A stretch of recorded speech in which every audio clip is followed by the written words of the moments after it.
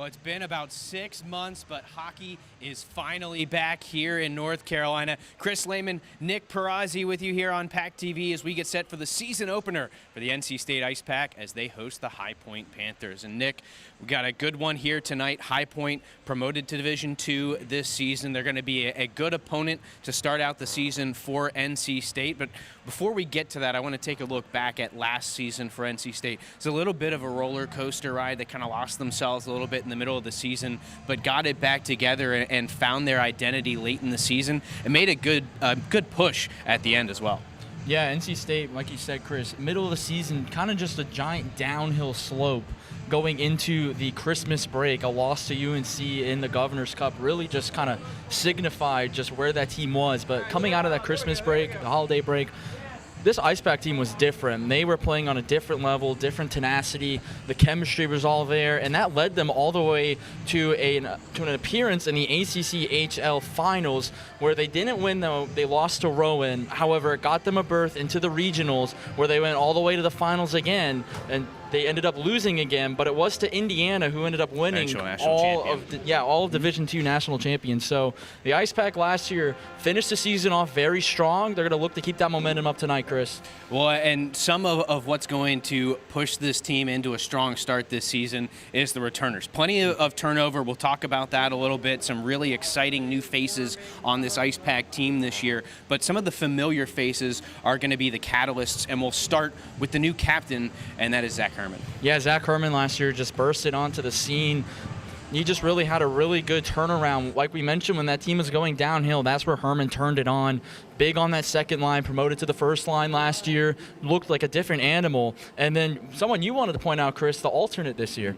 Yeah, you look at the alternates, Labreezy, and surprise is the goaltender, and Addison Lawrence. I talked with assistant coach Eric Muir about this a little bit not too long ago. You don't very often see an alternate captain or any kind of a captain for that matter as a goaltender. He's not able to come out and talk to the officials as a normal skater would as a captain or as an alternate. But Coach Mira said this was a well-earned honor for him, and it's certainly a little bit more for the team than it is for the in-game privileges that being an alternate captain provides. But he said you wouldn't know it. Of course, we talked to him plenty during the season last year. He's a quiet guy in the locker room. He's a little bit more vocal. He was a leader in the locker room. He's a guy that's going to do whatever it takes to win, and that is the identity of this team this year. That's what they want to build, is a team that's going to do whatever it takes to get where they want to go. Yeah, and you mentioned that locker room presence. The Ice Pack lost former captain and reigning ACC-HL Player of the Year, Garrett Arini, last year. They also lost Drew Bressingham, two really big locker room guys, now gone for the Ice Pack, graduated and moved on. So having Addison Lawrence in there, having now Zach Herman in there as well, Nick Labreezy, who had a really good second half of the season. Those are all juniors and seniors. Those are all going to be guys everyone's going to look up to. A lot of freshmen on this team we'll get to in a moment, Chris, but those guys are going to be the ones that lead this team. This is a very deep team, Coach Tim Healy told us this year. So look to those three guys to kind of lead this team throughout the season. Well, as we've mentioned, plenty of fresh faces on this team that there are to get excited about. It's a good team on the other side as well in the High Point Panthers. We're going to step aside here for a minute. When we come back, we'll take a look at those new faces and we'll preview this season opener. Welcome to Moe's! At Moe's, we've always been inviting, but we have a bigger story to tell. A place that welcomes you to be you. Fresh, high-quality ingredients. We got that. Go ahead, do your thing. Come on, let's get weird. We don't judge. Moe's wants you to come in with your crew and their appetites. Dine in, pick up, or order on the Mo Rewards app. Either way, don't just stroll in, roll all in to Moe's Southwest Grill. Life is for learning, from baby steps to big ideas. We plan, try, fail, and do better next time. Each day is a new experiment, a fresh chance to seek answers, connection, purpose. The mind is not a vessel to be filled.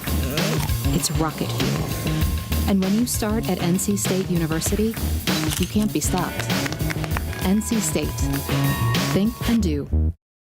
Hey there, doing some yard work? Installing a new fence, flowers, or shrubs? Stop! Don't dig just yet! You have buried gas, electric, and even internet lines down there.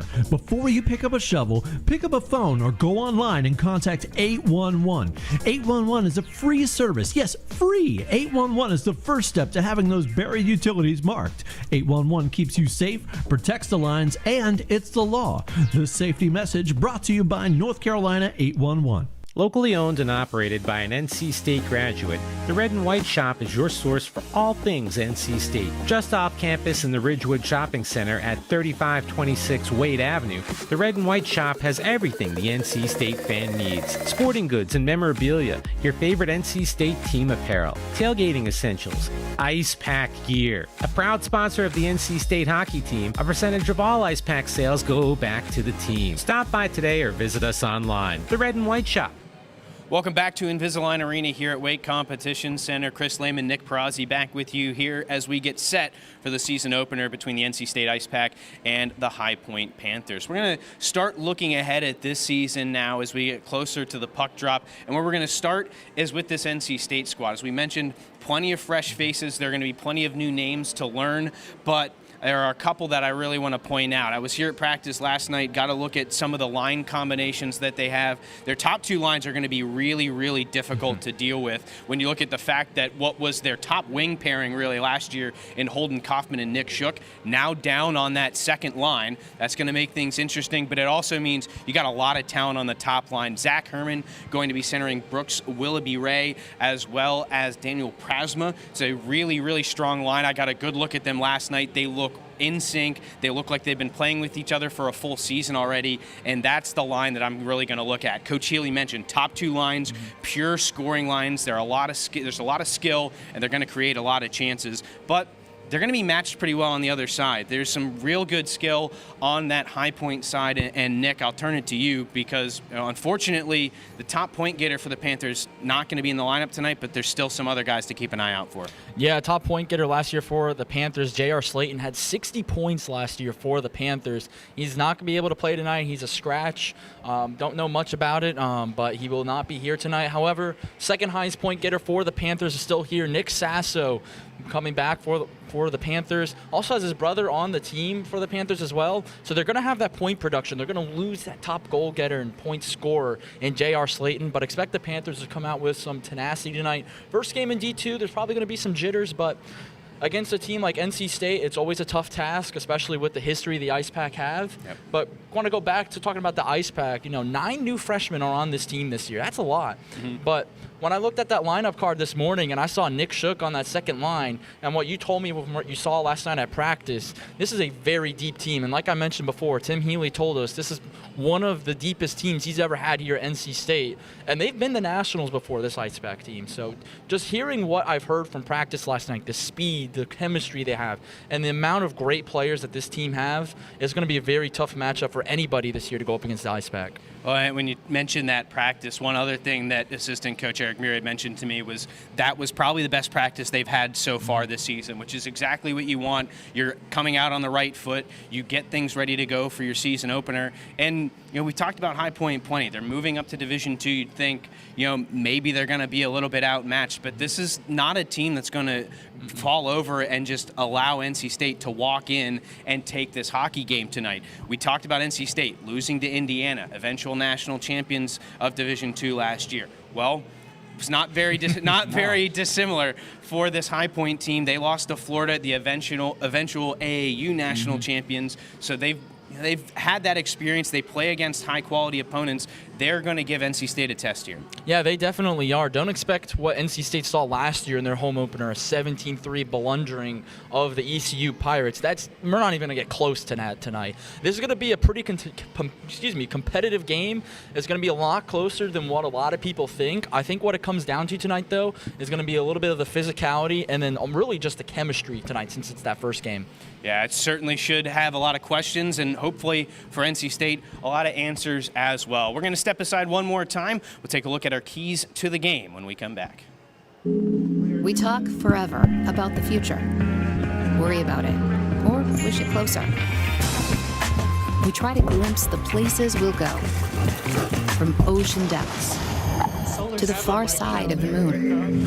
At NC State University, the future is a thing you make. With bright ideas, new tools, and a wolf pack behind you. Tell us where you're headed. We'll help you get there. NC State. Think and do. From the top of D.H. Hill Library. Don Diablo. Oh yeah, this is actually like in my studio. WKNC HD3 Raleigh. Hey, what's up and what's going on, folks? This is Kid Kinetic, your boy, up here at the top of the hour. And guess what I got? A treat that's too sweet to beat. This is Wolf Bites Radio. Oh, that's really sweet.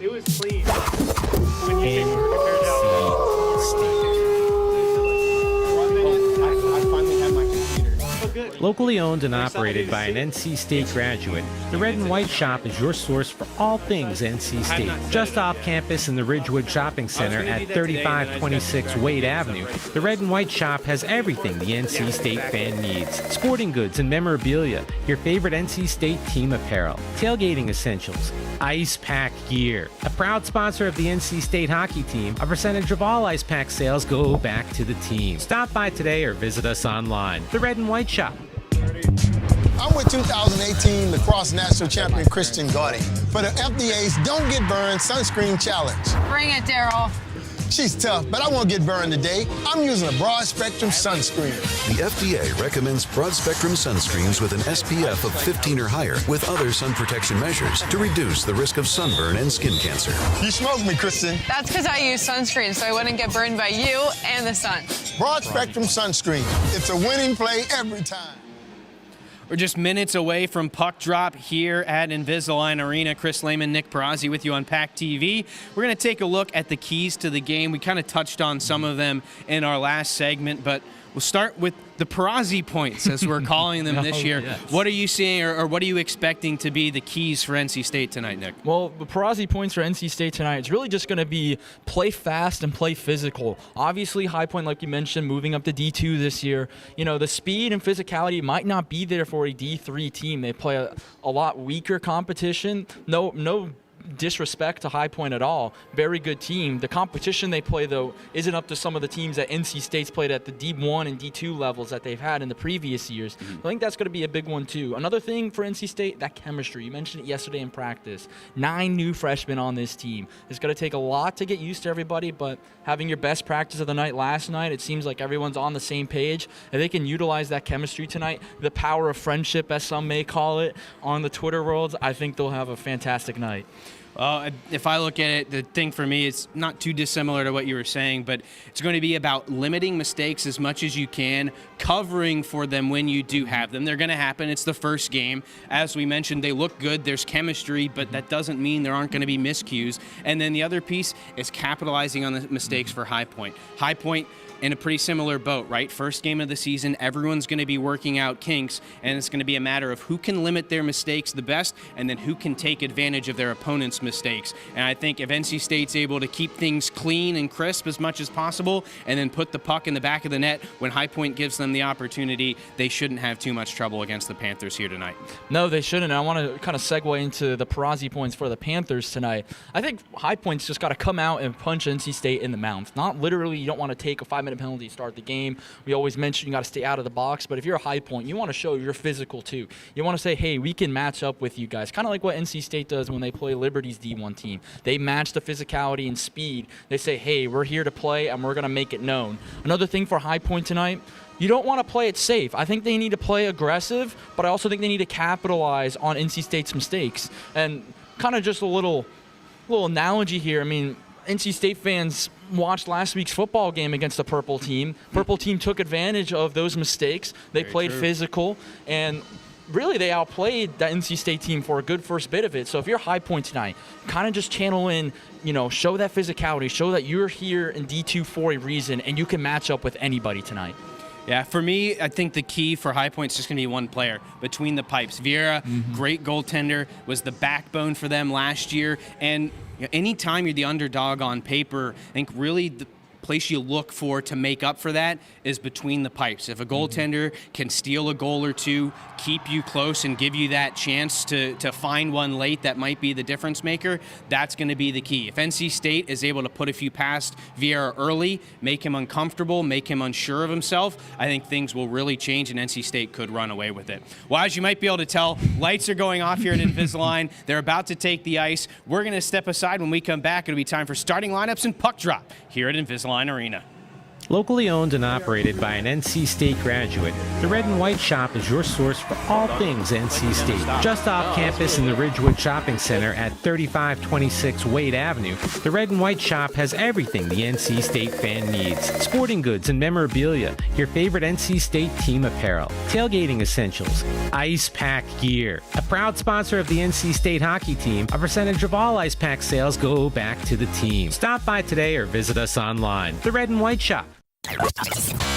From the top of D.H. Hill Library. Don Diablo. Oh yeah, this is actually like in my studio. WKNC HD3 Raleigh. Hey, what's up and what's going on, folks? It's Kid Kinetic, your boy, up here at the top of the hour. And guess what I got? A treat that's too sweet to beat. This is Wolf Bites Radio.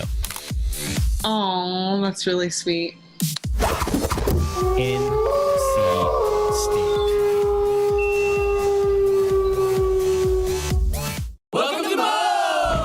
Moe's, we've always been inviting, but we have a bigger story to tell. A place that welcomes you to be you. Fresh, high-quality ingredients. We got that. Go ahead, do your thing. Come on, let's get weird. We don't judge. Moe's wants you to come in with your crew and their appetites. Dine in, pick up, or order on the Mo Rewards app. Either way, don't just stroll in, roll all in to Moe's Southwest Grill.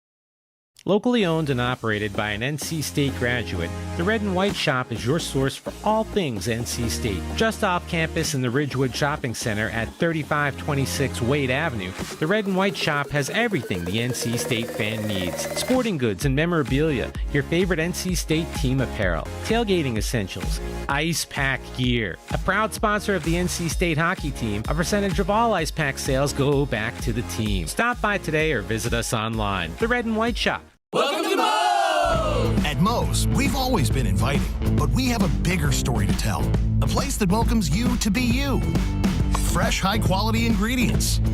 We got that. Go ahead, do your thing. Come on, let's get weird. We don't judge. Moe's wants you to come in with your crew and their appetites. Dine in, pick up, or order on the Mo Rewards app. Either way, don't just stroll in, roll all in to Moe's Southwest Grill. Welcome back to Invisalign Arena. We're announcing starting lineups, so we'll throw it down to PA announcer Wade Minter. Front side. And junior number 13, Nick Labreezy. Starting in goal for the Pack, senior number 33, Edison Lawrence. Ice Packer coached by Tim Healy, assisted by Eric Mura, Alex Rosetto, Alex Fong, and Najee Ward, equipment manager Jess Tart.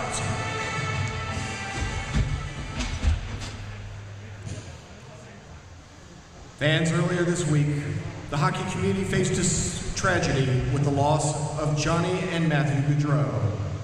At this time, please join us as we share in a moment of silence for this tragic loss.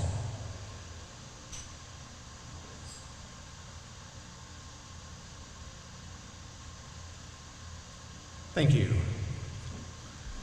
Now, ladies and gentlemen, please rise if you're able. Kindly remove your caps and join us for the playing of the Star Spangled Banner, performed this evening by the Frigid Sound of Ice.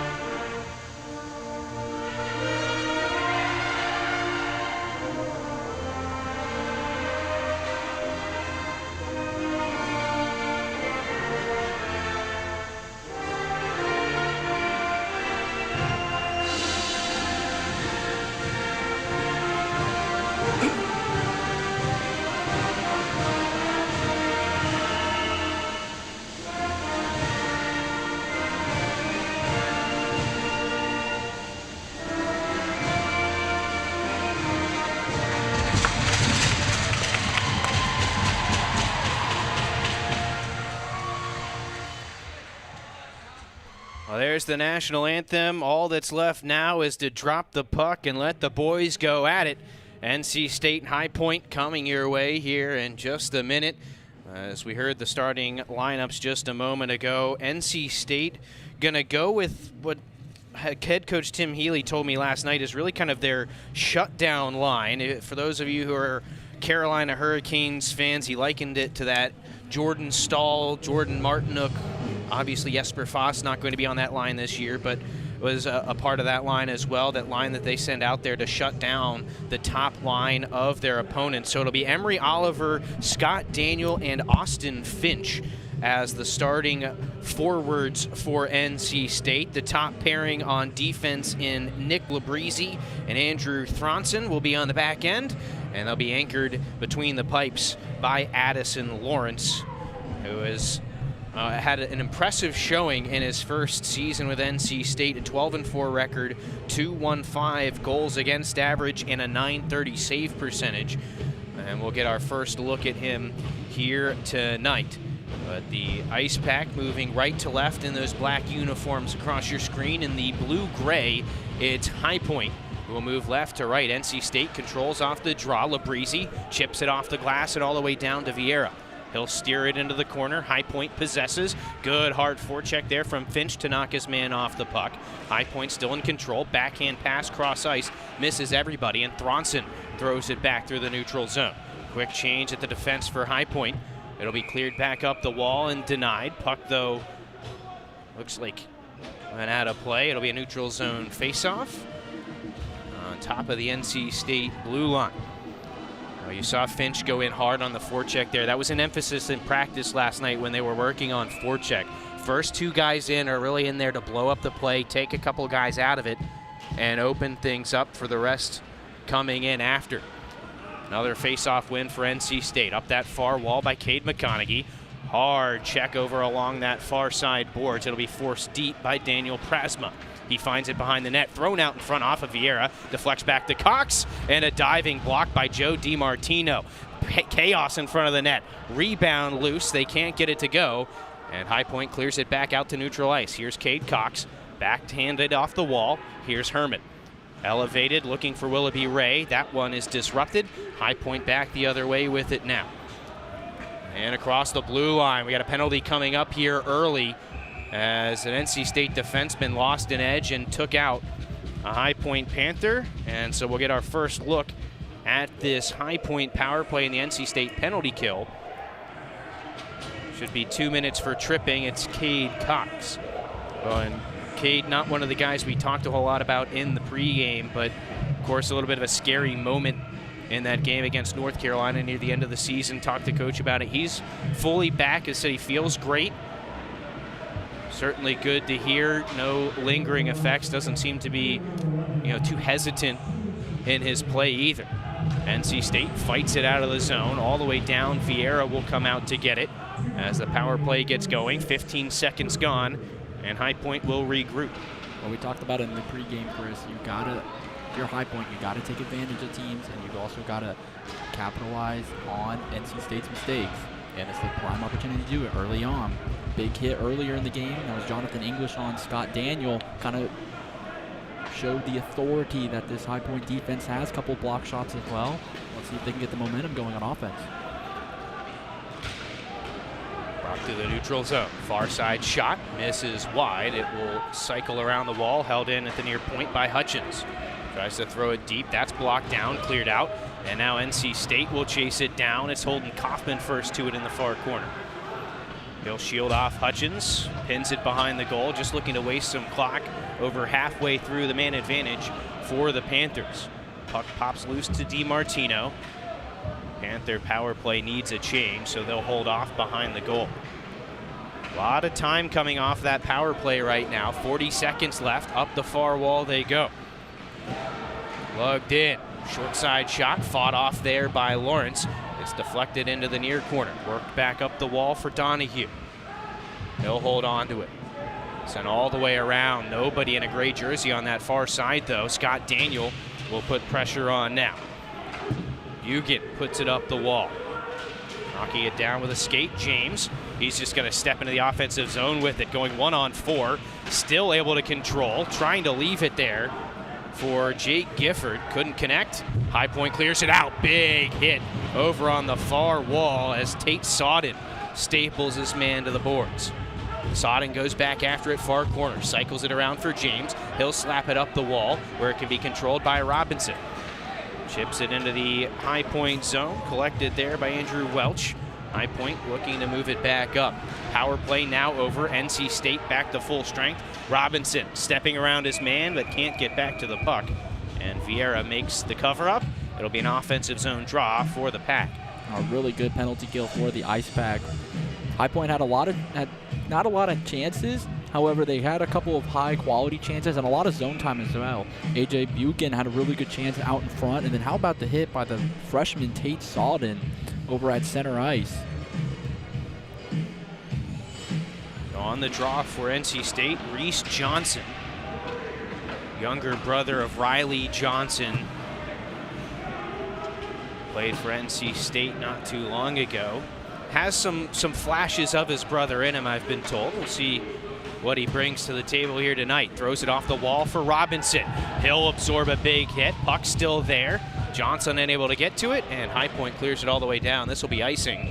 And the puck comes back down in front of Jack Vieira. I think Jonathan English was watching our pregame, Chris. That's the second big hit he's had already. And get a quick replay of it as well. I mean, he's just throwing the body around, but he's showing the authority too.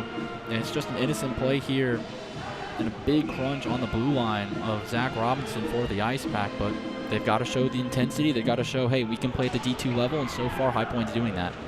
It's a good job as well, just disrupting the zone entry.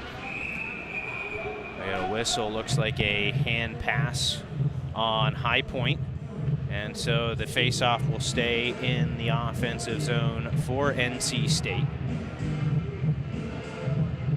And I think there's a little bit of a dispute from High Point. Usually hand pass allowed in the defensive zone. Turnaround shot off the draw from Shook. Rebound back to Kaufman. He can't get it to the goal. Loose over to the far side. It'll be backhanded up the wall by Hughes, but not out. Labrizzi sends it back behind the goal. First one there is Hutchins for the Panthers. He can't clear. Sent to the middle there by Thronson. It pops up in the air and behind the goal. Cycled back to Labrizzi. He'll walk the line. Ooh, just missed as it ricocheted through traffic past the near post. Picked up now by Govea in the corner. He's dispossessed. High Point floats it out into neutral ice. Weak enough to avoid the icing call, and the Panthers can get a line change. 4.5 gone here and a little bit more in this first period. Shots on the scoreboard say 1 apiece. NC State, though, still applying the pressure. Shook pinned to that far wall, getting some help there from Daniel. As they go at it along the wall, Panthers come away with it. Hutchins gains the red line and sends it deep. And they'll battle for it in that corner. Couple of bodies down to the ice. Thronson's there for NC State. Ice Pack come away with it. Govea headmans it now for Shook. He'll go 1-on-3 as the Pack make a line change. That one zips wide. Long rebound out towards the blue line. Oliver unable to possess. And High Point chips it up and out again. Really Panthers right now just can't do much but alleviate pressure. No, and I think a big reason why was that last line NC State had. I really liked it. They had Labrizzi and Thronson out there as well as Shook, Ovea, Kaufman. That's a really high-power offensive line that you can have both defensively and offensively. Here's DiMartino. Leaves it on the far side. Shot handled by Addison Lawrence. And it'll be a face-off to his blocker side here. But that's about the toughest test Lawrence has faced so far. He's seen a couple of shots from that angle, hasn't had any trouble with them. And now the top line out there for NC State. Herman to take the draw against A.J. Bugan, a sophomore out of Hanover, Minnesota. And he'll be tossed from the circle. DiMartino in to take his place, and he wins the draw over Herman. Back to the blue line. Shot. Pinballs through traffic. Getting a pad to it. Lawrence steers it to the far corner. NC State able to clear it up and out. Can't get it past the red line, though. Now Willoughby Ray forcing his way in. Shot save made by Vieira. Loose behind the net. Willoughby Ray lays the body. Can't dispossess his man, though, and the Panthers clear it out. Chance here for DiMartino. Trying to step around James. He has it poked away. Nick Sasso on the follow-up forces it deep. And behind the net, James back in control for the Ice Pack. Really like that last push right there from the Ice Pack on that little odd man rush. Willie Ray took the shot. I feel like he could have passed it to Plasma. Here he is again, Brooks Willoughby Ray. Rink wide, skate to stick, taken by Plasma. He'll bank it off the wall and down deep. NC State's Reese Johnson, pinned to the wall, lost possession. It'll be scooped up and carried out by Hunter Arsenault. Arsenault hands it off. Riggio has his shot blocker down by Lawrence. Along the side of the net, it's poked loose. Cade Cox in control now for the Pack. Looking up the middle, that pass deflected away. Chance here in close for High Point. Great back check, though, by Robinson to shut that down. NC State will look to break it out again with some speed now. Jake Gifford down that left wing, off the post. Just missed that far side corner. And the puck skitters all the way out into neutral ice. Robinson will regroup. 12:45 left in this first period. Still looking for the first tally. Shot from Robinson, blockered away there by Vieira. The rebound sent wide. McConaughey holds it on the far blue line. Wraps it around the wall. Gifford in control near side. Thrown out in front, nobody there. And the Panthers look to chip it out. Great save there by Shook, but it looks like it was played by a high stick. McConaughey doesn't seem to think he did, but there were a couple of officials there who made the call. And so the face-off comes out into neutral ice.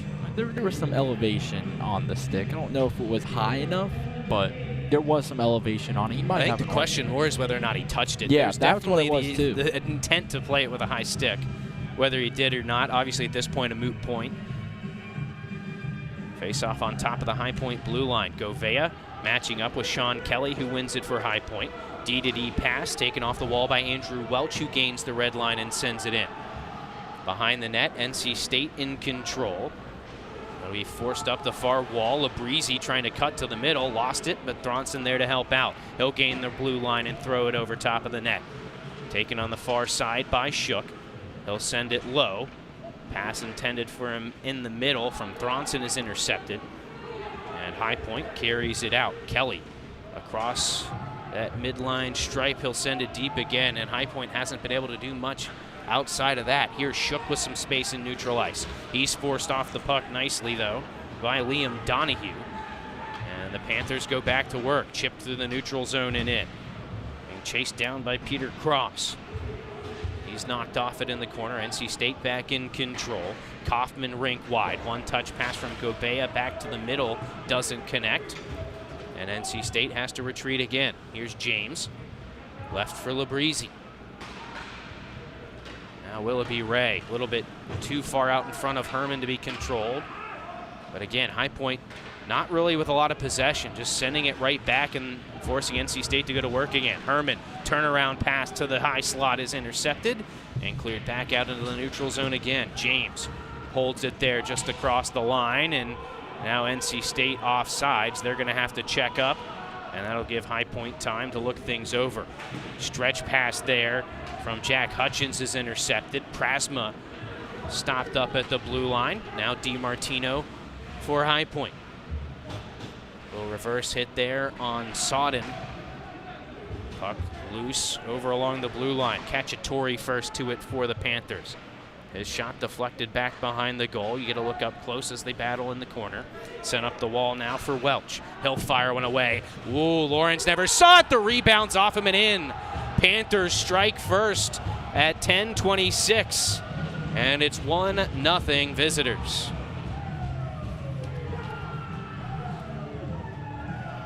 Well, and that's one, if you get a look at Lawrence here, the initial shot, he never sees it. You see him searching for it. That is a great screen. And then Lawrence not able to get back to the post. It's A.J. Bugan with the goal. And I was about to say, Chris, High Point kind of looked a little lost on line changes. However, they're getting more set up in the offensive zone. They're able to run their offense more versus what NC State's trying to do offensively. Right back to work. Blocker save made by Lawrence. Quick chance there for Hunter Arsenault. We'll see what kind of response NC State can put together. McConaughey chops it up the wall. Daniel tries to advance it, but it will be High Point in control. On the near wall.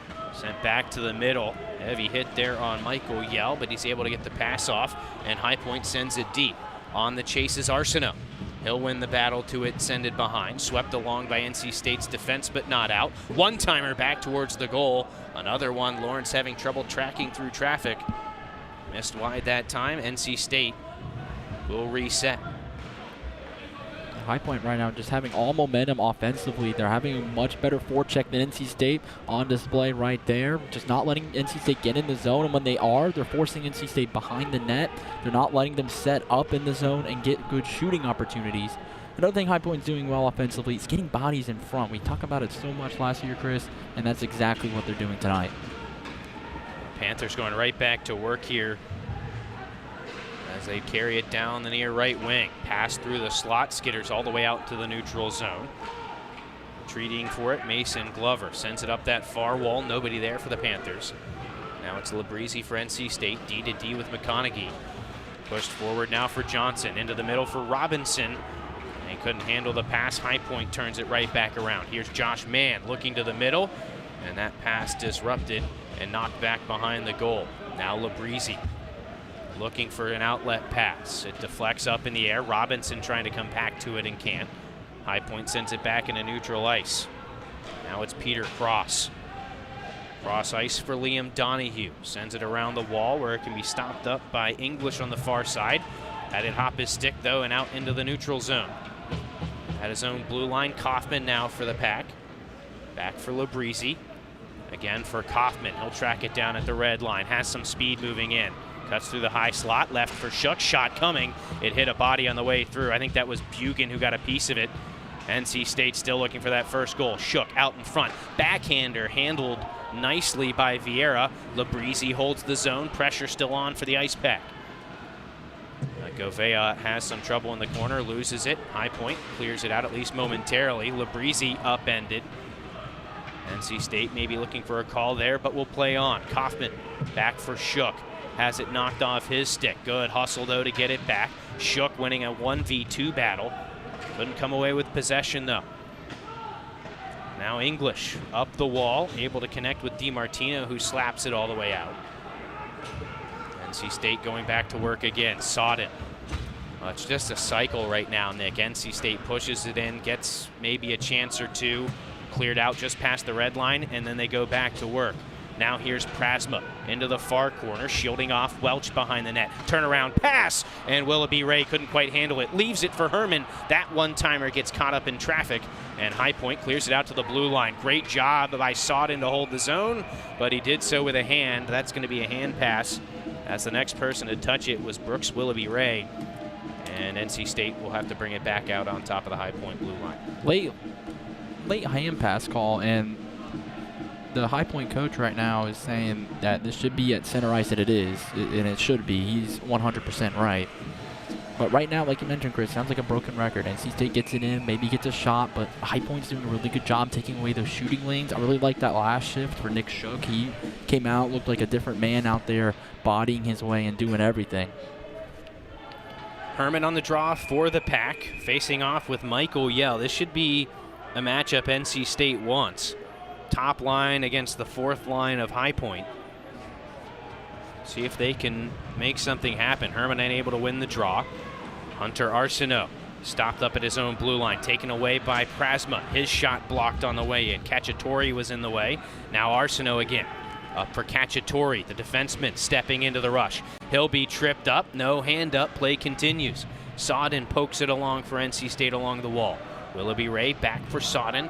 He'll cycle it around for James. A little more space on the near side. Beautiful stretch pass for Herman. 2-on-1 now for NC State. Across, skate to stick, they score! First goal of the season goes to the new guy. It's Brooks Willoughby Ray on the odd man rush, and we're tied at 1. Well, there you go, and look who set him up. The new captain, Zach Herman.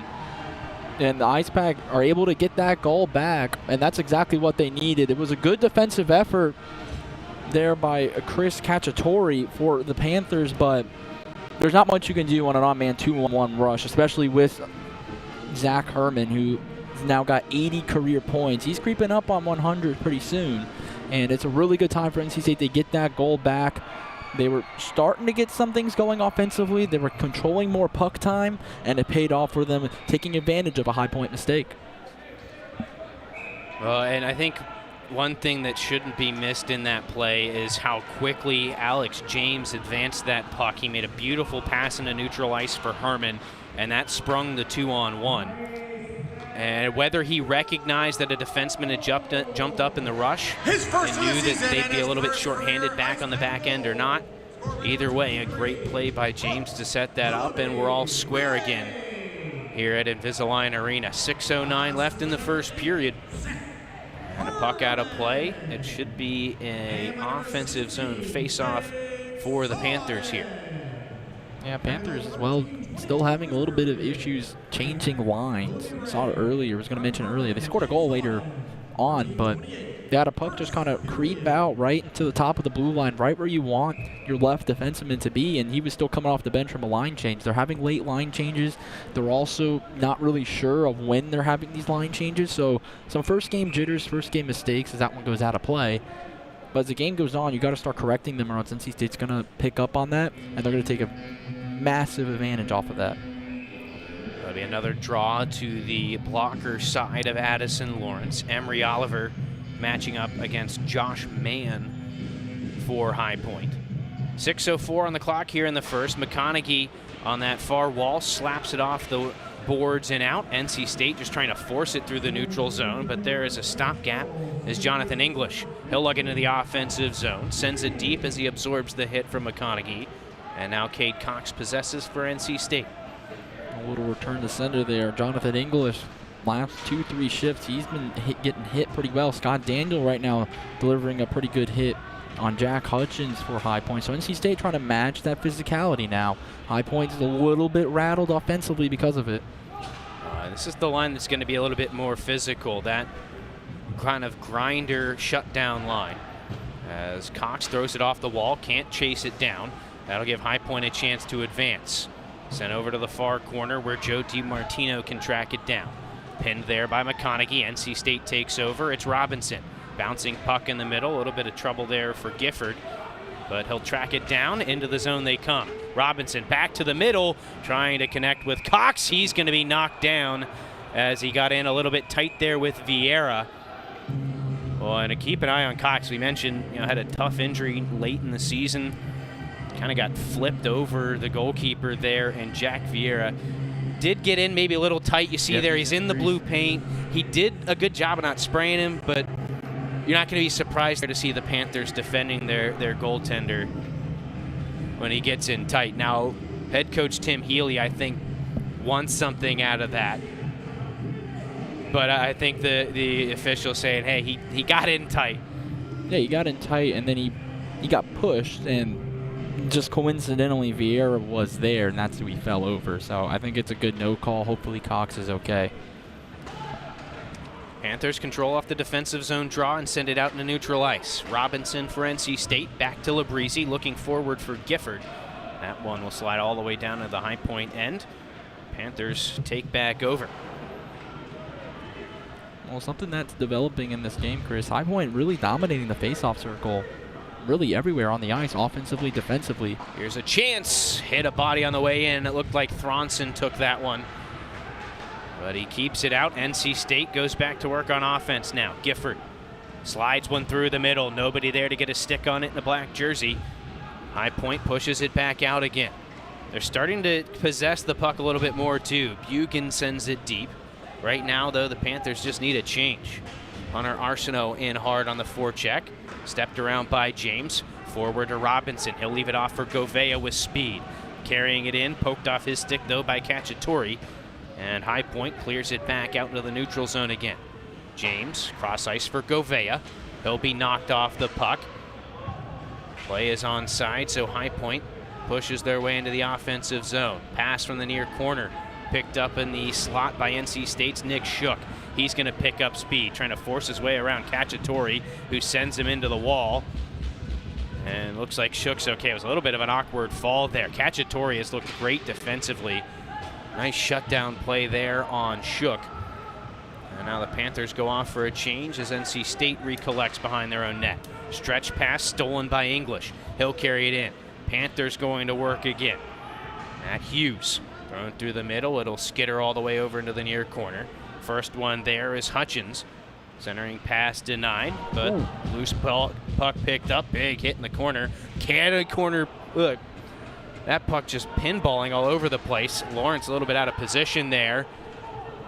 Oh, Nick Schuch just got away with a high stick there. It's getting physical out there. These two teams not shying away from the contact right now as a centering pass cleared away by James. NC State now moves it back the other way. James has plenty of space. He's going to carry it himself.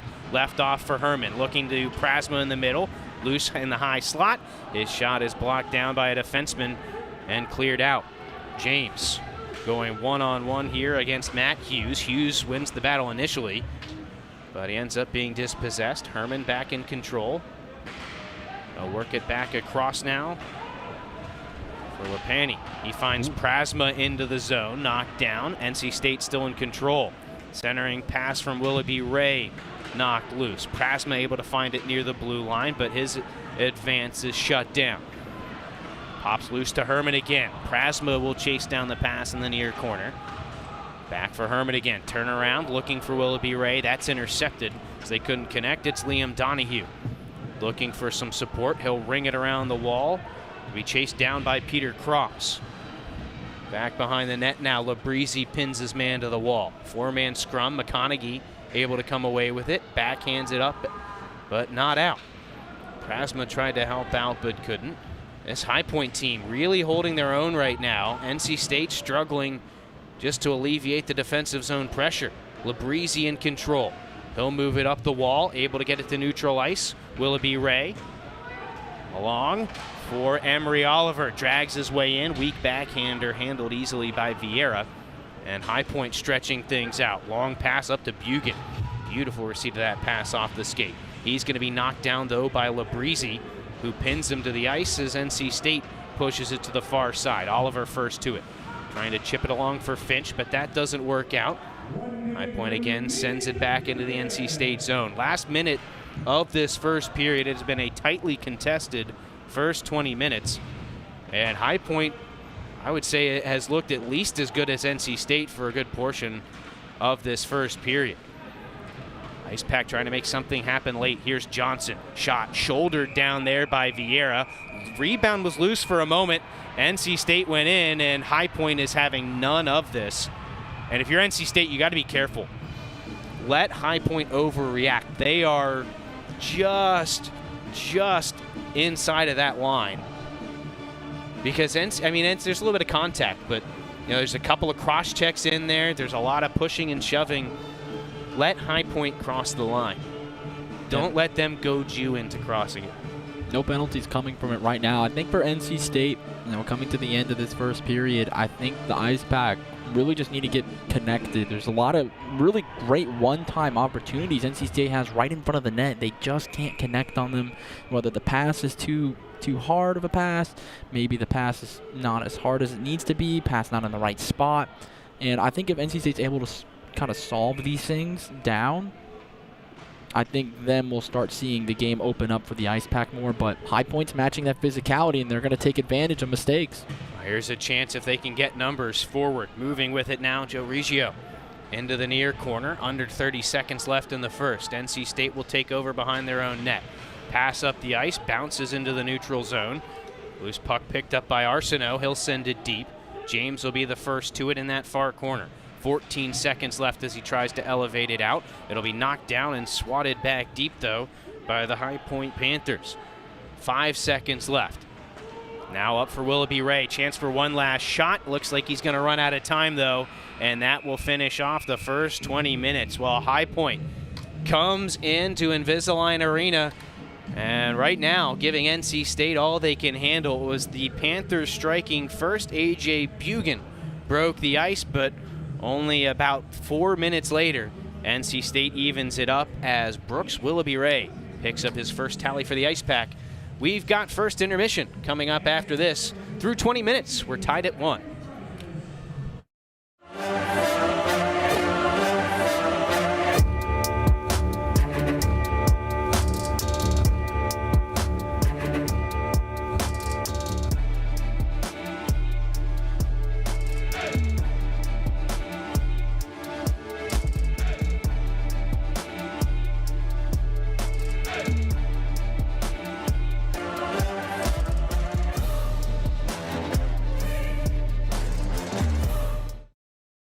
Locally owned and operated by an NC State graduate, the Red and White Shop is your source for all things NC State. Just off campus in the Ridgewood Shopping Center at 3526 Wade Avenue, the Red and White Shop has everything the NC State fan needs. Sporting goods and memorabilia, your favorite NC State team apparel, tailgating essentials, ice pack gear. A proud sponsor of the NC State hockey team, a percentage of all ice pack sales go back to the team. Stop by today or visit us online. The Red and White Shop. Welcome to Moe's! At Moe's, we've always been inviting, but we have a bigger story to tell.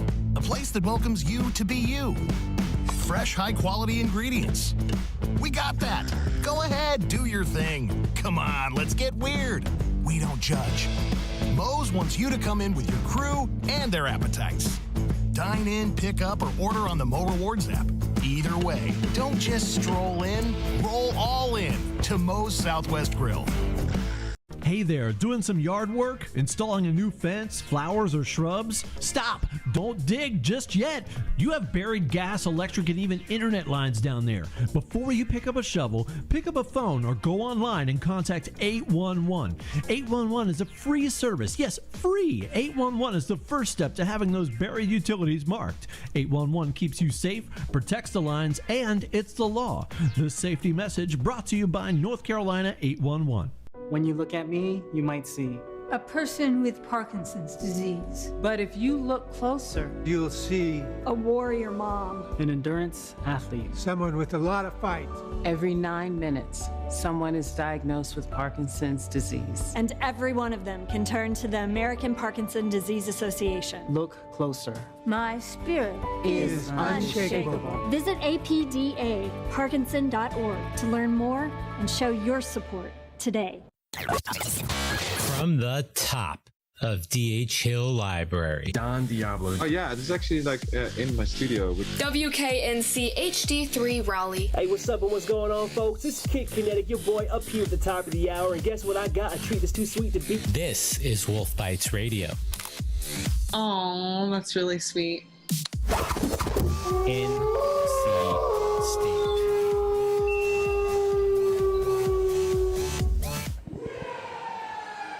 After 20 minutes, we're knotted at 1 between the Ice Pack and the Panthers. Chris Lehman, Nick Perazzi back with you here at Invisalign Arena. And as first periods go for a season, not too bad if you're NC State. Certainly some things to clean up, but they were able to get some chances in there as well. Yeah, they definitely were. And like you mentioned, I want to focus kind of just on that cleanness of NC State, trying to get a clean period in. They took one penalty. I thought that was pretty good for NC State, team that kind of took a lot of penalties last year. I think, though, the biggest thing they got to focus on going into this next period is just getting everybody in sync. Things just kind of felt a little bit off offensively. Yep. Defensively as well, I think just really the forecheck in general, just letting High Point get by them on when they're trying to forecheck High Point. I think that was a little bit off as well. So I think just cleaning up some timing mistakes, honestly, I think that will do wonders for NC State in this game. But you mentioned we're knotted at 1. They were able to get a goal back, and it was a really nice goal. Yeah, and the other thing you have to do is give High Point credit. Mm-hmm. They came in, you could tell out of the gate they were kind of feeling things out. They were getting their feet under them. Once they did, though, they took it to NC State a little bit. They carried the play. They made it difficult for NC State to possess past their own blue line. And we talked about kind of that cycle where NC State got into where forecheck, puck comes out, doesn't get past the red line, goes right back in. High Point did that to them a little bit in the last 5 or 6 minutes of that period. And, NC State kind of took it back a little bit in the last minute or so. But this High Point team has shown they're here to put up a good fight, and they're not going to go anywhere. Yeah, I mean, just look at the physicality High Point's brought today. English laid about 2-3 big hits the first 5 minutes, his first 2 shifts.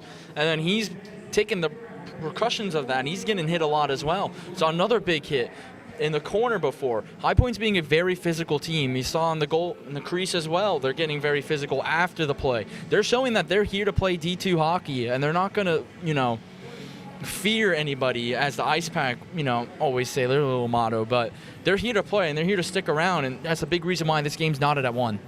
Well, we mentioned a nice goal scored to even things up. It was the first of his NC State career for Brooks Willoughby Ray.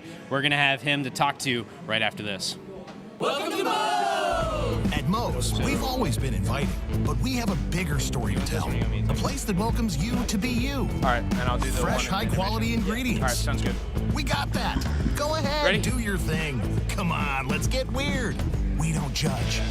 Moe's wants you to come in with your crew and their appetites. Dine in, pick up, or order on the Mo Rewards app. Either way, don't just stroll in, roll all in to Moe's Southwest Grill. Locally owned and operated by an NC State graduate, the Red and White Shop is your source for all things NC State. Just off campus in the Ridgewood Shopping Center at 3526 Wade Avenue, the Red and White Shop has everything the NC State fan needs. Sporting goods and memorabilia, your favorite NC State team apparel, tailgating essentials, ice pack gear. A proud sponsor of the NC State hockey team, a percentage of all ice pack sales go back to the team. Stop by today or visit us online. The Red and White Shop. From the top of D.H. Hill Library. Don Diablo. Oh yeah, this is actually like in my studio. WKNC HD3 Raleigh. Hey, what's up and what's going on, folks? This is Kid Kinetic, your boy up here at the top of the hour. And guess what I got? A treat that's too sweet to beat. This is Wolf Bites Radio. Oh, that's really sweet. NC State. Oh, stupid controller froze again. Spending less money, I was wondering if you guys wanted me. OMG, it's McGruff. Yes, I am. He's not my Uncle McGruff, the crime dog. He's a fake. Oh! I am McGruff, the crime dog. He is the fake, and so is that controller you're holding. It's gonna break. Let's take a bite out of crime together. Who says you're not the fake?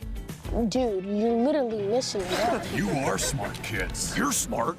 Buy smart.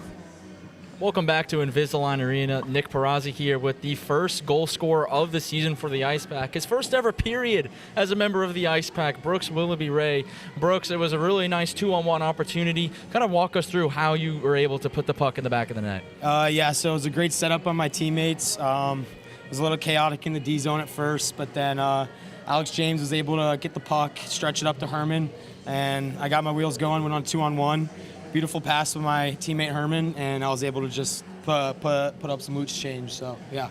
Well, we mentioned during the commercial break, it's getting pretty physical out there. So as a team, what are you guys kind of looking forward to trying to change things up going into the second period to try to take the lead? We want to move pucks quick. If bodies are flying, you can put a puck past them quick and go on odd man rushes. So just thinking the game quicker and moving pucks quicker, I think we'll have good fortune. So. Well, you're one of 9 new freshmen on this NC State team. Just kind of want to know and let everybody know, what kind of made you come to NC State and play for the Ice Pack? I'm a North Carolina native, so I got a lot of buddies here, and Coach Tim Healy, talked to him a lot. Liked what they offered here, great facilities and stuff. So great crowd, it's a lot of fun. So. Yeah, it's always a good time here in Invisalign Arena. 20 minutes down underneath your belt, 1 goal. What can we expect for the rest of this game and really the rest of the season? Well, for this game, I don't see the physicality stopping. I think it's going to be a hard-fought game, all 3 periods, and we're a fast team, so I think we're going to play fast all year long, and that'll be our identity. So, yep. Well, game-tying goal scored by you, knotted things at 1. When we come back, me and Chris will break down what each team needs to work on in the second period. Hey there, doing some yard work? Installing a new fence, flowers, or shrubs? Stop! Don't dig just yet! You have buried gas, electric, and even internet lines down there. Before you pick up a shovel, pick up a phone or go online and contact 811. 811 is a free service. Yes, free! 811 is the first step to having those buried utilities marked. 811 keeps you safe, protects the lines, and it's the law. This safety message brought to you by North Carolina 811. Welcome to Moe's! At Moe's, we've always been inviting, but we have a bigger story to tell. A place that welcomes you to be you. Fresh, high-quality ingredients. We got that. Go ahead, do your thing. Come on, let's get weird. We don't judge. Moe's wants you to come in with your crew and their appetites. Dine in, pick up, or order on the Mo Rewards app. Either way, don't just stroll in, roll all in to Moe's Southwest Grill. Locally owned and operated by an NC State graduate, the Red and White Shop is your source for all things NC State. Just off campus in the Ridgewood Shopping Center at 3526 Wade Avenue, the Red and White Shop has everything the NC State fan needs. Sporting goods and memorabilia, your favorite NC State team apparel, tailgating essentials, ice pack gear. A proud sponsor of the NC State hockey team, a percentage of all ice pack sales go back to the team. Stop by today or visit us online. The Red and White Shop. It's hard to always know what's going on with your kids. The Talk They Hear You mobile app and Screen for Success tool can help. The mobile app shows you how to turn everyday situations into opportunities to talk with your kids about alcohol and other drugs. Screen for Success helps you find out if your child needs more support by asking about their health, wellness, and well-being. Keep your kids safe and healthy. Download the free Talk They Hear You mobile app and start using Screen for Success today. Chris Lehman, Nick Prazzi back with you here at the first intermission, 1-1 between NC State and High Point right now.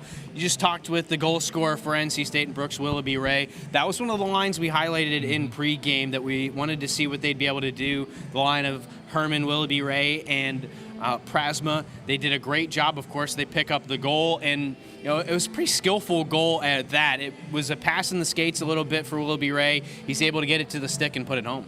Yeah, and I really like that line, too. Herman, the big passer on that line, and then you also have Prasma and then Willoughby Ray. Two big shooters on that line as well. I think that's why that first line's connected really well, and it's been really good in practice. Tonight, they've looked really well as well. Just maybe some timing issues. I mean, that's going for the whole team, though. It's the first game. Not much you can expect more from that. But I really like that line. I also like that second line with Nick Shook. He's been phenomenal once again. But that second line, no goals on the night so far. They've had some good-looking chances, but still just one goal on the board for the Pack.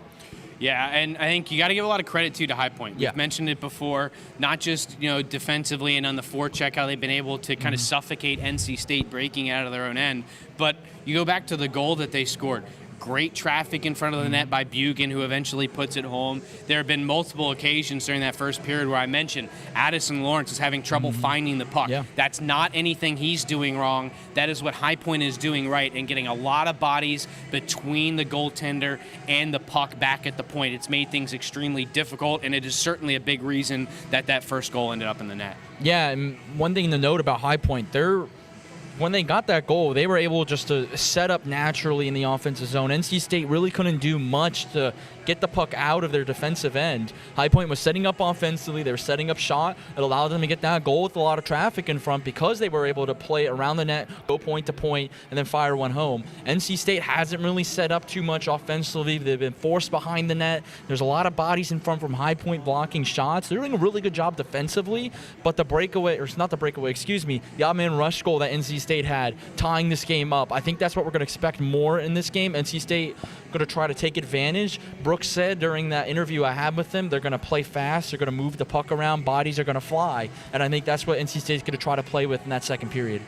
Yeah, what we talked about before the game started, there were going to be questions. We were wanting to see what answers NC State would have for those questions. We'll talk about what those questions are after the first period and what those answers could be in the second after this break. From the top of D.H. Hill Library. Don Diablo. Oh yeah, this is actually in my studio. WKNC HD3 Raleigh. Hey, what's up and what's going on, folks? It's Kid Kinetic, your boy, up here at the top of the hour. And guess what I got? A treat that's too sweet to beat. This is Wolf Bites Radio. Oh, that's really sweet. Order on the Mo Rewards app. Either way, don't just stroll in, roll all in to Mo's Southwest Grill. I'm with 2018 lacrosse national champion Christian Gaudy for the FDA's Don't Get Burned Sunscreen Challenge. Bring it, Daryl. She's tough, but I won't get burned today. I'm using a broad-spectrum sunscreen. The FDA recommends broad-spectrum sunscreens with an SPF of 15 or higher with other sun protection measures to reduce the risk of sunburn and skin cancer. You smoked me, Kristen. That's because I use sunscreen, so I wouldn't get burned by you and the sun. Broad-spectrum sunscreen. It's a winning play every time. Closing in on the second period here at Invisalign Arena, Chris Lame and Nick Perazzi back to talk about, we talked about what questions NC State would have coming out of that first period, and there are a few, or really a couple that I'd like to see if we could answer or find potential answers to. The first one is the breakout. I think you kind of alluded to NC State's answer to that forecheck from High Point, and it's speed, and that's something you have to get used to. They've had some good practices. We talked about how good practice was last night. It's still not a game. Game speed is different, game environment is different, and I think they're still trying to get up to that game speed. So I think speed's going to be important. Yeah, speed's definitely going to be important. You're practicing against the same people and same players for, how many ever practices you have over several weeks. So you're not really used to different competition. You know the ins and outs of everybody on your team, but you don't know the ins and outs of everybody on the other team. So that might be a big factor playing into this. But you mentioned the speed, and that's like going back to the interview, Brooks Ray said, we're going to play with speed, we're going to play fast, and we're going to zip that puck around. So I think that's going to be the big question that will be answered in the next period. I think a big question for High Point is, can they sustain the physicality? Absolutely. And I've got one other question for NC State, and that is, how are you going to find the back of the net? They've had a couple of good chances. As we've seen, especially later in the period, they were able to open things up, get a few odd man rushes, but there still aren't a whole lot of quality shots. No, not at all. And I think for NC State, just trying to set up shop offensively, get the offense going, I think that's going to be a big part. All right, well, we're just about set for the second period. We'll take one more break and be back with Puck Drop after this. Welcome to Moe's! At Moe's, we've always been inviting, but we have a bigger story to tell. A place that welcomes you to be you. Fresh, high-quality ingredients. We got that. Go ahead, do your thing. Come on, let's get weird. We don't judge. Moe's wants you to come in with your crew and their appetites.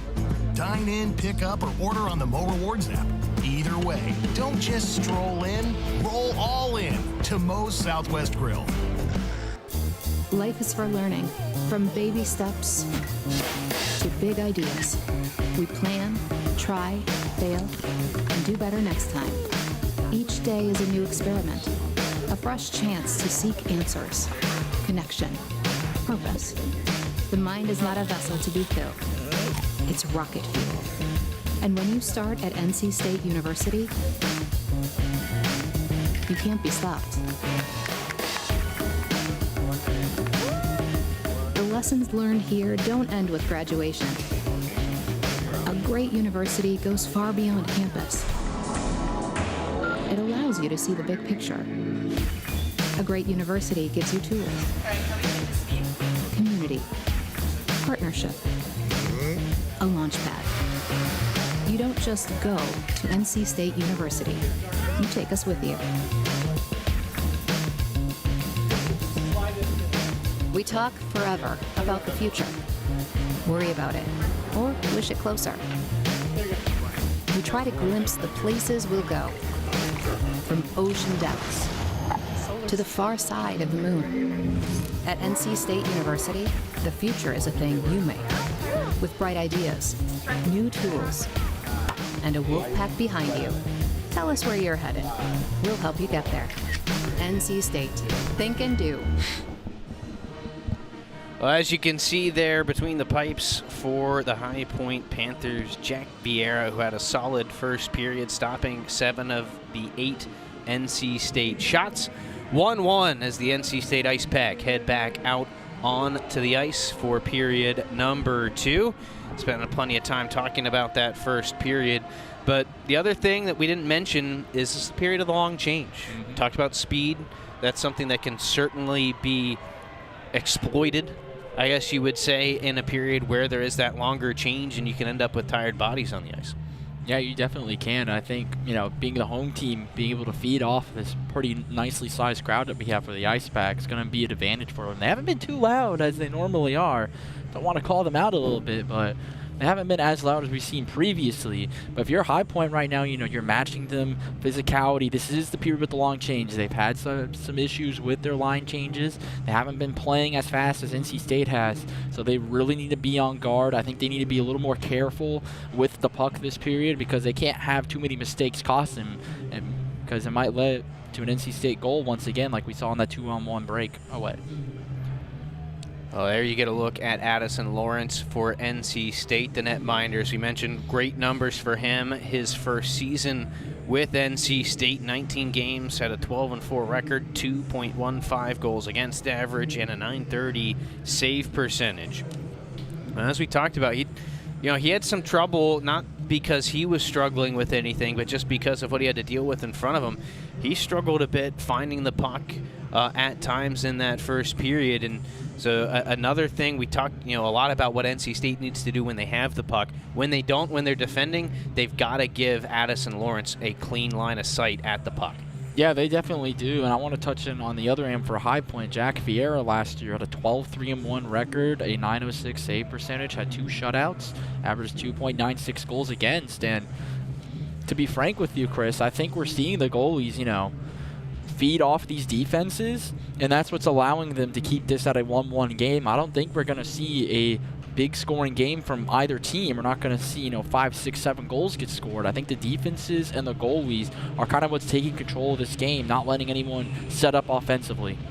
Well, looks like we'll have the same matchup here to start period number 2. Oliver to take the draw against A.J. Bugan.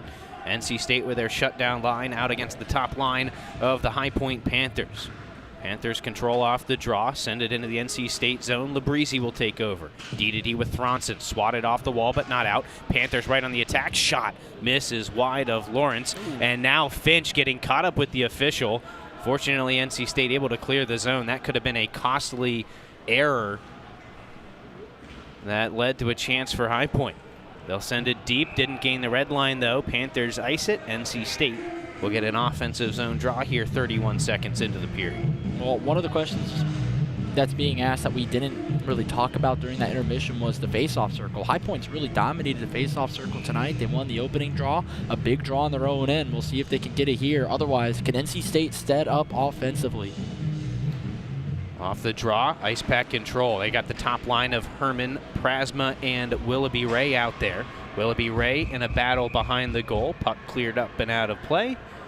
Waiting to see the indication. Looks like the face-off will be on the near side of Jack Vieira. Couldn't quite see who sent it out. Might have been an NC State player, but it went into the netting next to the bench, and it was in the offensive end. Or couldn't really tell. That's kind of our blind corner. If it was off, if a High Point player did it, was the one that sent it out of play, it would have hit his stick for NC State. Thus, no delay of game. But another face-off one for the Panthers. They've done a good job, as you mentioned in that first period, Nick. They've done a good job in the face-off circle. That's one way to kind of negate some of that advantage NC State might have from a skill level advantage. Now, if you can possess the puck a little more, particularly off those draws, you can take away some of that from the Ice Pack. Panthers still in control. They've got to retreat with it here. Pass stretched through the middle, deflected deep by Josh Mann. Labrizzi first to it for NC State, caught an edge, able to keep his skates under him though. And NC State trying to clear. Labrizzi shoulders off a couple of checks. He'll send it across for Thronson to scoop up. Across the red line goes Thronson. He'll send it behind the goal, set on a tee by Vieira. Or it'll be backhanded along by Jack Hutchins. NC State pestering this Panthers breakout. Loose puck at the blue line, collected by Cross and sent all the way in. Icing waved off as they fight for it behind the goal. Labrizzi again has a teammate in Prasma. Centered for Shook, knocks it down out of midair, but can't control the bouncing puck as Thronson now sends it in from the red line. It's a really good defense there by High Point. Nick Shook and Joey Govea going down into the offensive end. It's always a scary sight for the defense. High Point did it nicely there to defend it, and another big hit for the Panthers. That time it was Hunter Arsenault. NC State going back to it again. Deflected along by Govea. Loose puck, he'll come out for it. Vieira actually came out of his crease and thought about playing it. NC State still in control. Shot from the point, and McConaughey's wrister gloved and held onto by Vieira. Another offensive zone draw for NC State. There you get a look at the replay, and Vieira did a good job of not getting too far out to where it could have caused him some problems, but I think that High Point bench might have held their breath there for a moment when he did make that move out to the puck. Yeah, they definitely did, but how about Anthony Sasso, though, getting back there for the Panthers? Shot on goal, and another save made by the glove of Vieira. A little bit of a set play there to move the puck over to Cade Cox for the shot. Get a look at it here from behind the goal.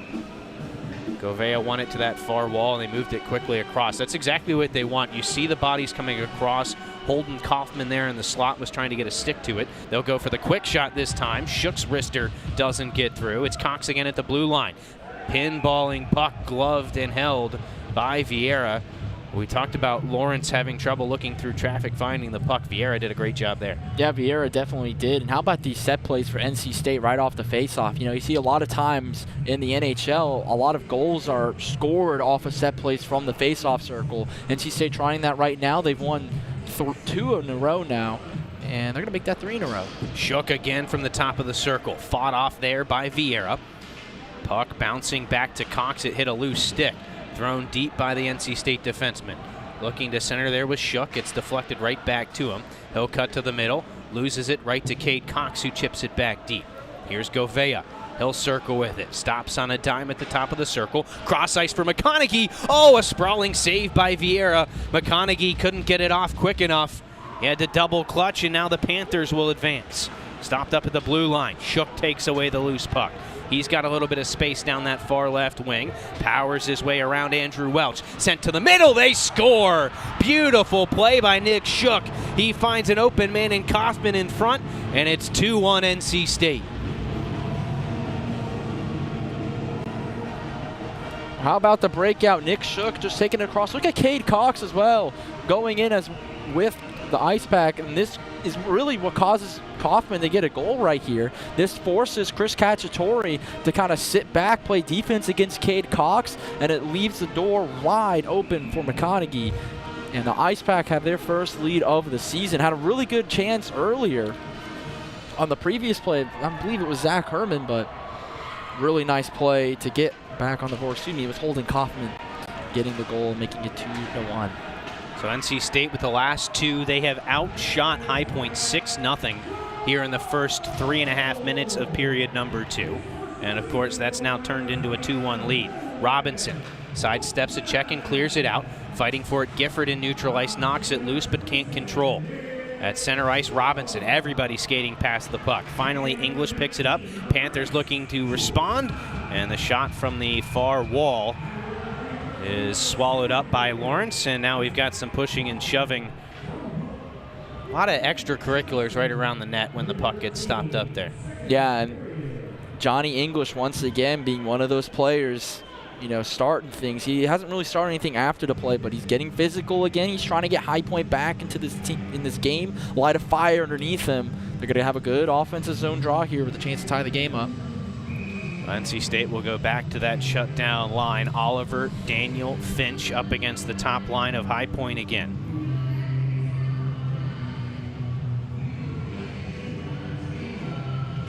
And Oliver wins the draw to Daniel, trying to swat it up the far wall and out. Held in, though, by Jack Hutchins. They'll battle in that far corner. Sought in for NC State. Unable to knock his man off the puck, and cycling with it now is A.J. Bjurgen. Thrown deep. Coming to it now, Hutchins. Playing catch in that far corner. Comes loose along the side wall. Collected there by Oliver. Plays it to the middle for Finch. Trying to step around his man. Couldn't take the puck with him. Held in, though, by Alex James. He'll absorb a hit. Moves it to Oliver. Looking to center it. That popped up in the air, and High Point takes it away. Nick Sasso looking to the middle at the red line. It's stopped up where Daniel can collect. He'll move forward for NC State. Chips it around his defenseman and goes in deep. 15.5 minutes left in the second. NC State controlling this period so far. As Daniel sends it around the wall. It'll be picked up. Well, Labrizzi trying to pick it up. Unable to corral the bouncing puck, so we'll send it deep. Good forecheck here from NC State. Puck pops loose, but Robinson unable to get to it. And a little bit of an awkward change will give High Point a chance here. Along the far wall, Labrizzi shuts that down. Looking to advance it there to Gifford. And eventually it's pushed forward for Reese Johnson. Top of that far circle, his shot patted away by Vieira. Rebound forced deep by Robinson. He can't hold on to it, though. And now High Point looking to move it back out. Deflected back in on goal. And Vieira will hold on to it. A little extra shot there from Chris Cacciatore, but High Point not shying away from things after the whistle right around the front of their net. There's nothing wrong with defending your goaltender, but they're taking it to the extreme.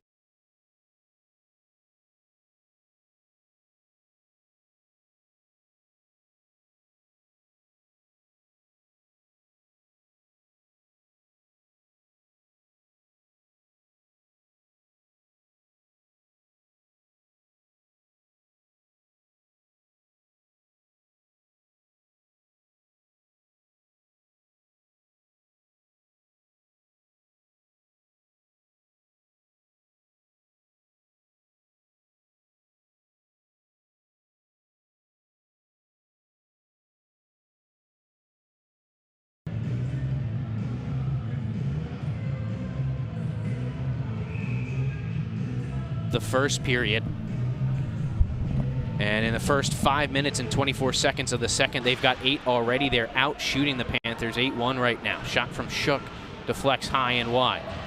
Pinned to the wall now, Herman trying to find a teammate. Doesn't have a lot of support there, and so Riggio will carry it out. Stolen away by Prasma, who takes a hit and makes the play. Across for Thronson. Advanced for Herman. He'll pass it along for Willoughby Ray. As one of the 2 goals so far for NC State, he finds Labrizzi, and a diving block made on the way in. A great play. I believe that was Cacciatore, as we've got a little bit extra going on that far side. We've got hands up, and this is where NC State's going to have to keep things under control. You look at the way this period has gone. They have outplayed High Point, and they need to just stay out of this extra stuff here. Let's get a look at it. And now, it'll be interesting to see if you're Willoughby Ray there. He actually does a pretty good job. Now, standing over him might draw a penalty. He didn't really throw any extra shots, though. So you got to give Willoughby Ray a lot of credit there. They're sending him into the box, though. And it's going to be Prasma, I think, for NC State that goes. He came in a little bit late and knocked a man down. So I think we're going to get matching minors here. Yep, it's going to be for NC State, Prasma, and it looks like it'll be Michael Yell for High Point. Yeah, Mike Yell kind of looked like he was in WWE for a second there. Kind of just don't know what happened. Took down Brooks Willoughby Ray. Brooks just stood over him. Not going to get a penalty for. I was a little concerned when I looked over there. I saw Willoughby Ray standing over him. That's kind of dangerous, especially when someone's on the ground. He wasn't doing anything, though, so that's why he's not in the box. Didn't really see what happened there with Prasma. He's in the box as well. It's going to be 4-on-4 for 2 minutes. And this is where things can really open up. We mentioned the long line change. NC State wanting to zip the puck around. This is the time to do it if you're the Ice Pack. Yeah, a lot of space to exploit the skill gap here. NC State going with Shook, Govea, Cox, and Lapani. Or Lapani, pardon me. Cox under some pressure, leaves it for Lapani. 2 for holding. Ice Pack. Now space for the defenseman to carry it forward for Govea. Steps around to hit it, the blue line, gets back to the puck. He'll carry it in to the middle, and it's deflected away. Unable to get good wood on that one was NC State's, I believe it was Shook who had the chance there. He'll move it forward. Elevated to Herman. That pass knocked away. Panthers now move it back out. 1:10 left of 4-on-4 hockey, and I thought we might see a penalty there. NC State brought a man down, but they'll take over, and play carries on. Herman moving forward. He's got Cox with him. Place it along for Cade Cox. Back to Herman, top of the circle. He finds Willoughby Ray stepping in, and it might have deflected off the stick there of Jonathan English and up over top. I tell you, High Point's done a good job getting in the way of shots and not allowing them to get to Vieira. We've seen that on a couple of occasions.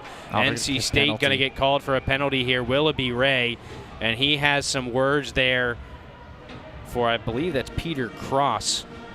I'm not a big fan of that call. There might have been a high stick, but Peter Cross, that's what we call a flop.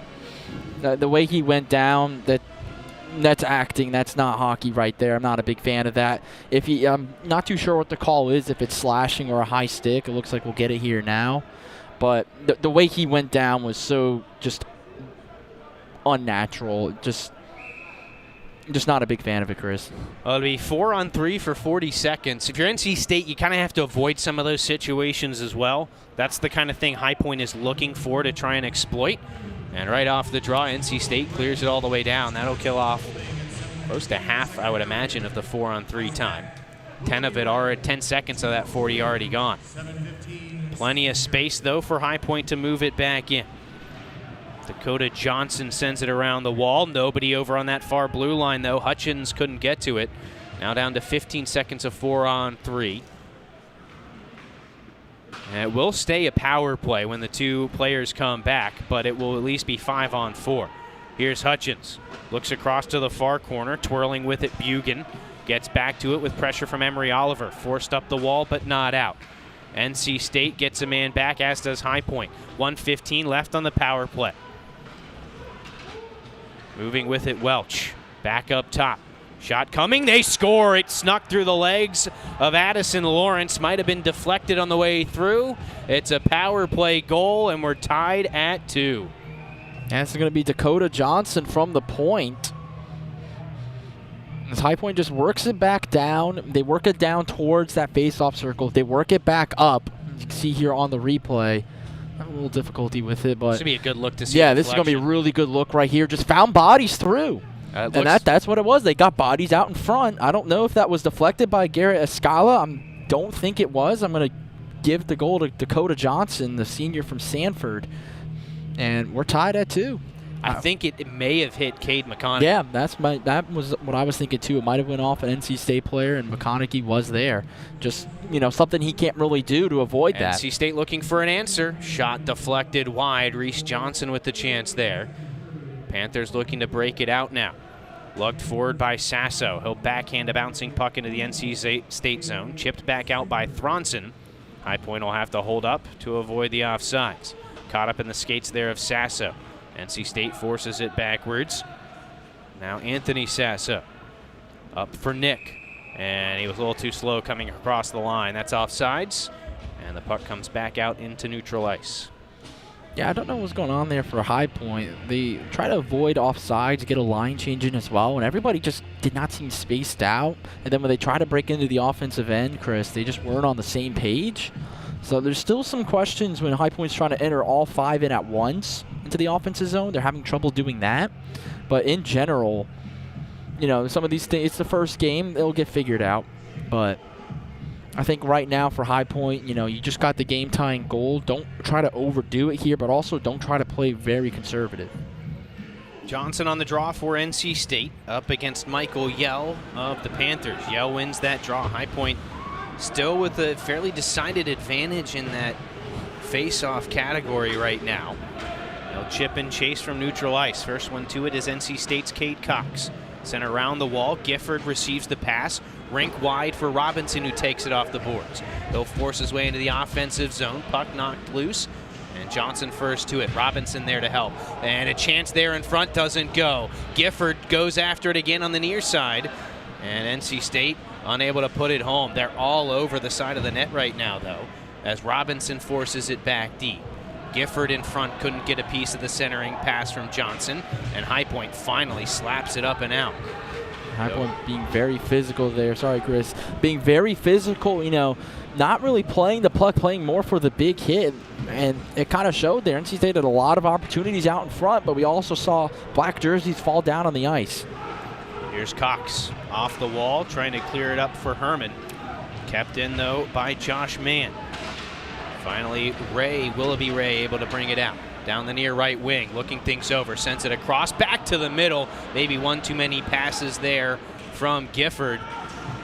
And NC State will be forced to retreat with it. McConaughey finds Herman on the near side. He'll enter the zone, absorbs a hit.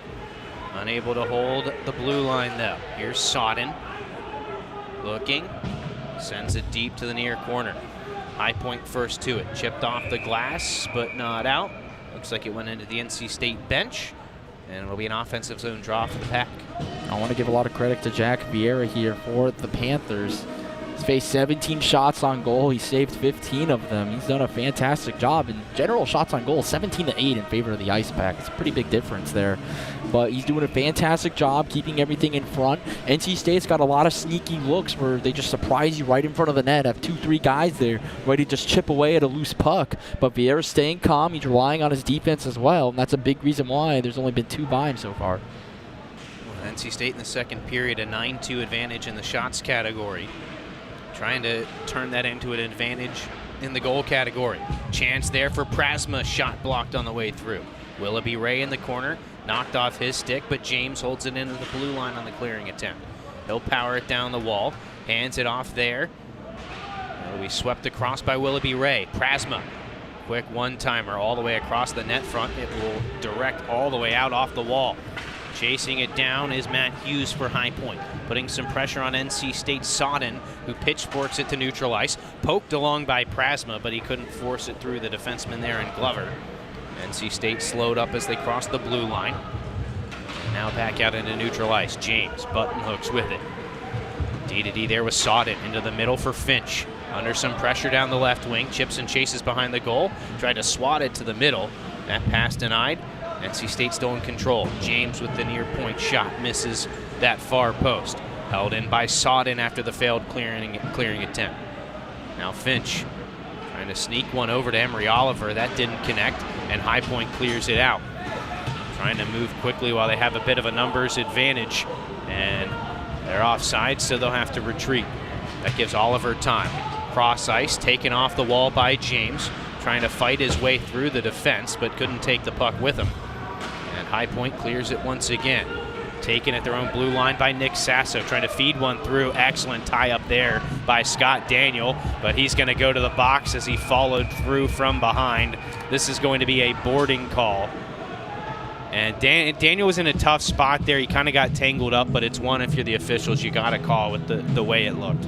Yeah, I mean, the way it looked up here was a little dangerous. You know, boarding, you're right behind the player. He can't see you. You're pushing him up into the boards. It's a dangerous, really, just hit in general. And it's going to be another power play for High Point. They're 1 for 2 on the game, had one earlier. So if you're the Ice Pack right now, it was scored 5-on-4. I think your main goal is just survive the power play any way you can. Keep this game tied. And, you know, you're not really looking for anything shorthanded. Just get the puck out and regroup defensively, because the way High Point got that power play goal was because NC State was not really together defensively. They weren't really in position together or working together to stay in defensive positions.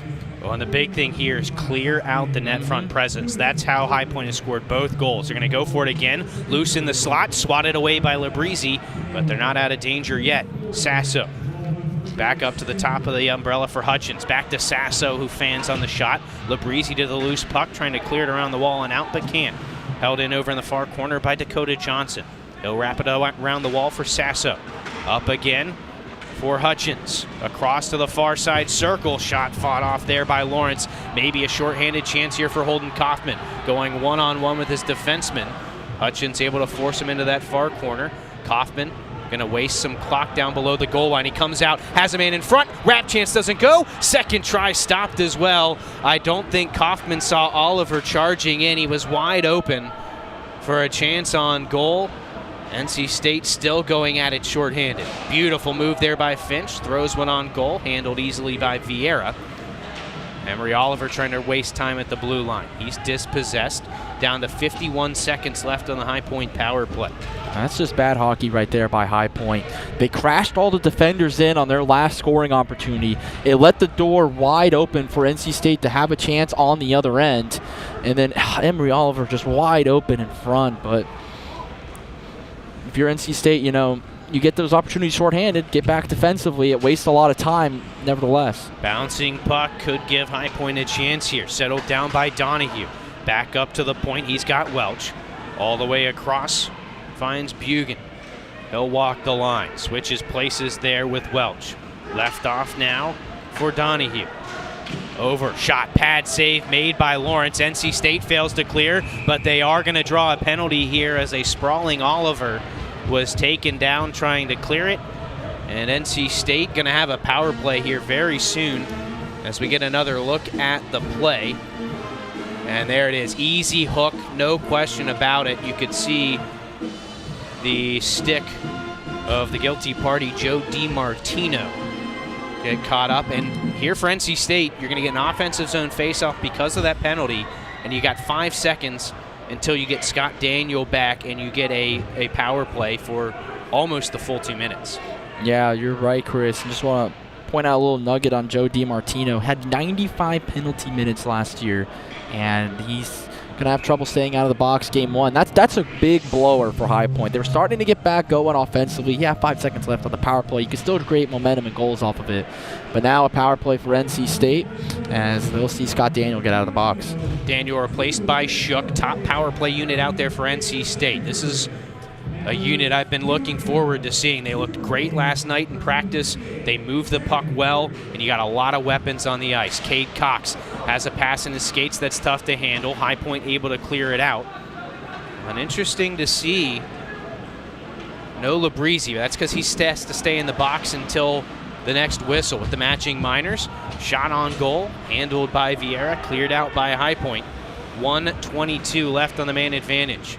Here's Herman. Dispossessed as he crosses the blue line. Great job holding the zone, though, by Willoughby Ray. He'll send it below the goal line. Skitters out in front off the wall. Nobody there in a black jersey. Panthers penalty kill clears it all the way down with 1:06 left on the power play. Ooh, that was a very risky line change by High Point. It nearly allowed NC State to have a 4-on-2 opportunity in the offensive end. They're going to try it once again, though. Here's Shook down the right wing. Looking to the middle. That pass shut down. Right back to the ice pack forward. Finds Herman out in front. One-time chance. Not on goal. High Point trying to clear and can't. Along the wall. It's stuck up under a player. Comes loose. NC State in control. Here's Cox up top. Looking down the wall for an open Prasma. Turning with it. Back up to the blue line. Shook loads it up. Pad save made there by Vieira. Back to Shook again. Walking in. Pinballing through traffic. Doesn't get to Vieira this time, though. And High Point clears it once more. That was Liam Donahue there blocking that last shot for Nick Shook. We mentioned it all night. Panthers getting bodies out in front. 10 seconds left of this NC State power play. They'll go right to it. Shot coming from Gifford, blocked on the way through, still loose along the side of the goal. They'll fight for it. Deflected out in front. Labrizzi fans on the bouncing puck. Shot from the blue line, blocked again, and now a chance for High Point if they can move quickly. Coming in, high slot shot. Lawrence makes the save, and it trickles just wide. We've got bodies flying in front, and we'll see what comes of this. A sprawling save there by Addison Lawrence. And NC State, after getting pushed around a little bit in front of the High Point net, not afraid to go right back at it in front of their own net. Yeah, this is a really good opportunity for High Point. Looked like a 2-on-0 breakaway, and then they were going to get the numbers with the 3-on-0. DiMartino out of the box, turned into a 3-on-2, but they left it off for DiMartino. NC State didn't know he was coming right out of the box. Really good opportunity for High Point. And then the collision, Zach Robinson went to block the shot. Kind of just got sent into his own goaltender, Lawrence, which bumped Robinson into the net, knocked it off its bearings, and nothing going to come into it. It's just going to be a dead play. But how about the save from Addison Lawrence? He hasn't had a lot of action in the past 2 minutes because of that power play. Steps right back in when the Ice Pack need him most. Him and Vieira are going at it tonight, and it's truly a treat to see. NC State able to win the draw and clear. High Point going to recollect and go right back to work, though. Thrown towards the goal from an off angle, steered away by Lawrence. NC State still struggling to break it up and out. Puck loose in the high slot. Johnson collects. Odd man rush here for NC State if they've hurried. They've got the numbers. High slot shot coming from Robinson and a glove save by Vieira. And we'll get a face-off in front of the High Point netminder. Now we're starting to see this game kind of open up in terms of going back and forth up and down the ice. Good looking 3-on-2 for NC State, and that's a tough shot, but a good chunk of that angle was taken out there by Andrew Welch. Again, bodies out in front for High Point, taking away those shooting lanes, forcing NC State to try to tuck one home at a really tough angle. Running out of time here in the second period. 3:26 to go. 2-2 hockey game. NC State off the draw, trying to push it to the net.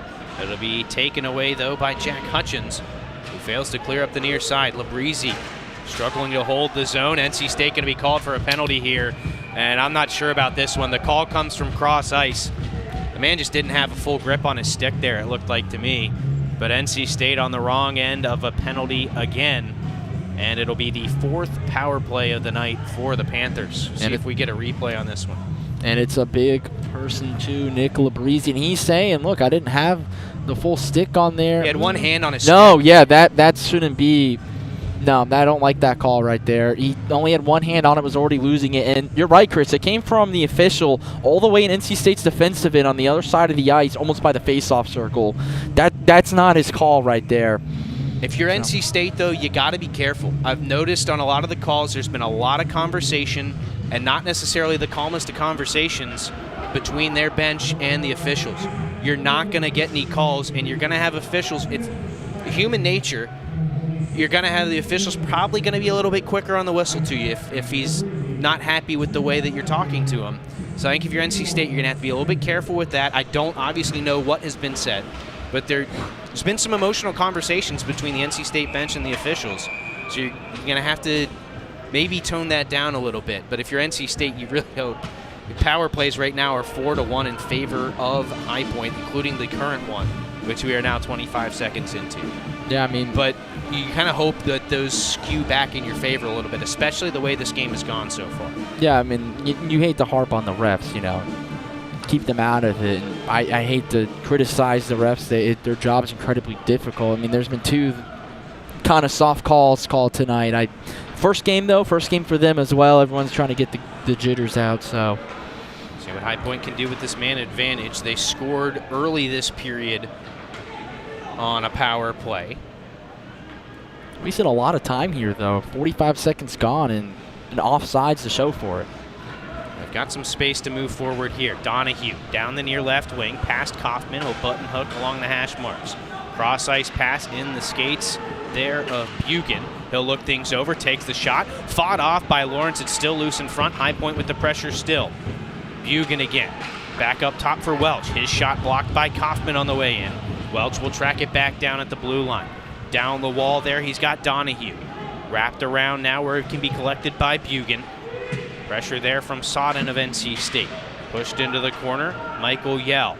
Back up for Bugan again. He'll walk it up to the blue line. Trades places there with a teammate. And the shot coming from Welch deflected high and wide. Stays in play though. Bugan again up top.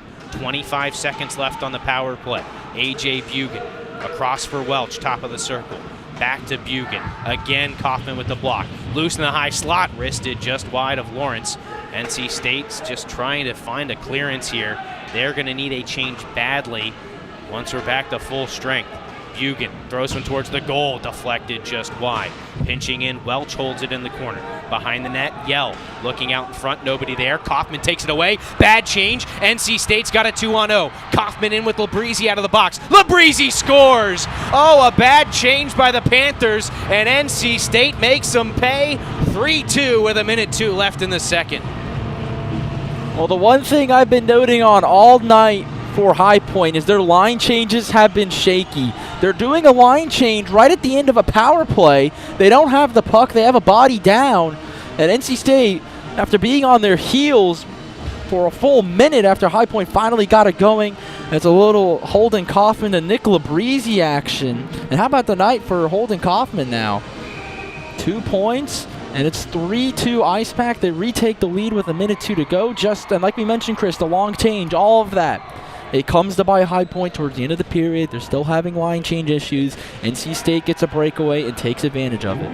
Well, this Panthers team, if anything, has proven they are not going to go away quietly. NC State going to have to stay focused for the remaining 62 seconds of the period. And they're going to try and go right back to work offensively. Top line out there. Herman into the middle. Shot coming there from Prasma's block. They score on the rebound. Oh, what a finish.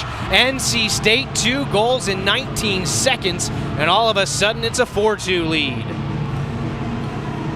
When it rains and pours, and look at the energy that Zach Herman has right now, the captain of this team, as the game suddenly balloons to a 2-goal lead. A beautiful pass in front. Prasma lost it, but Herman says, I'll take it. Flipped the water bottle off top as well. Tough angle shot, just sniped it home. And he's fired up for it. He's getting all the boys fired up, and it looked like High Point had a chance to take the lead. Lawrence wasn't being able to see the puck. High Point had bodies in front on the power play. And then 25 seconds later, pretty much, it's 4-2 Ice Pack. Well, that's a gut punch for the Panthers. Really is. They had done a nice job really kind of surviving this period. NC State majority of the shots, majority of the chances, and it was a tie game until a minute 2 left in the period.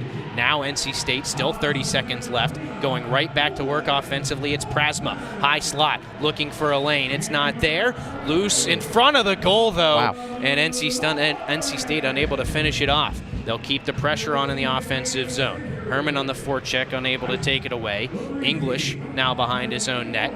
Panthers able to alleviate some pressure. They get it out into the neutral zone. Maybe one last push here for the Pack as Cade Cox sends it deep. Looks like that will bleed out the rest of this second period. So NC State with 2 big goals with a minute 2 left. It was Labrizzi. And with 43 seconds left, we'll get a look at it here. Zach Herman, the captain, on the rebound. An awkward deflection and off-angle shot, and it is 4-2 after 40 minutes. We'll be back with the second intermission. Welcome to Moe's! At Moe's, we've always been inviting, but we have a bigger story to tell. A place that welcomes you to be you. Fresh, high-quality ingredients. We got that.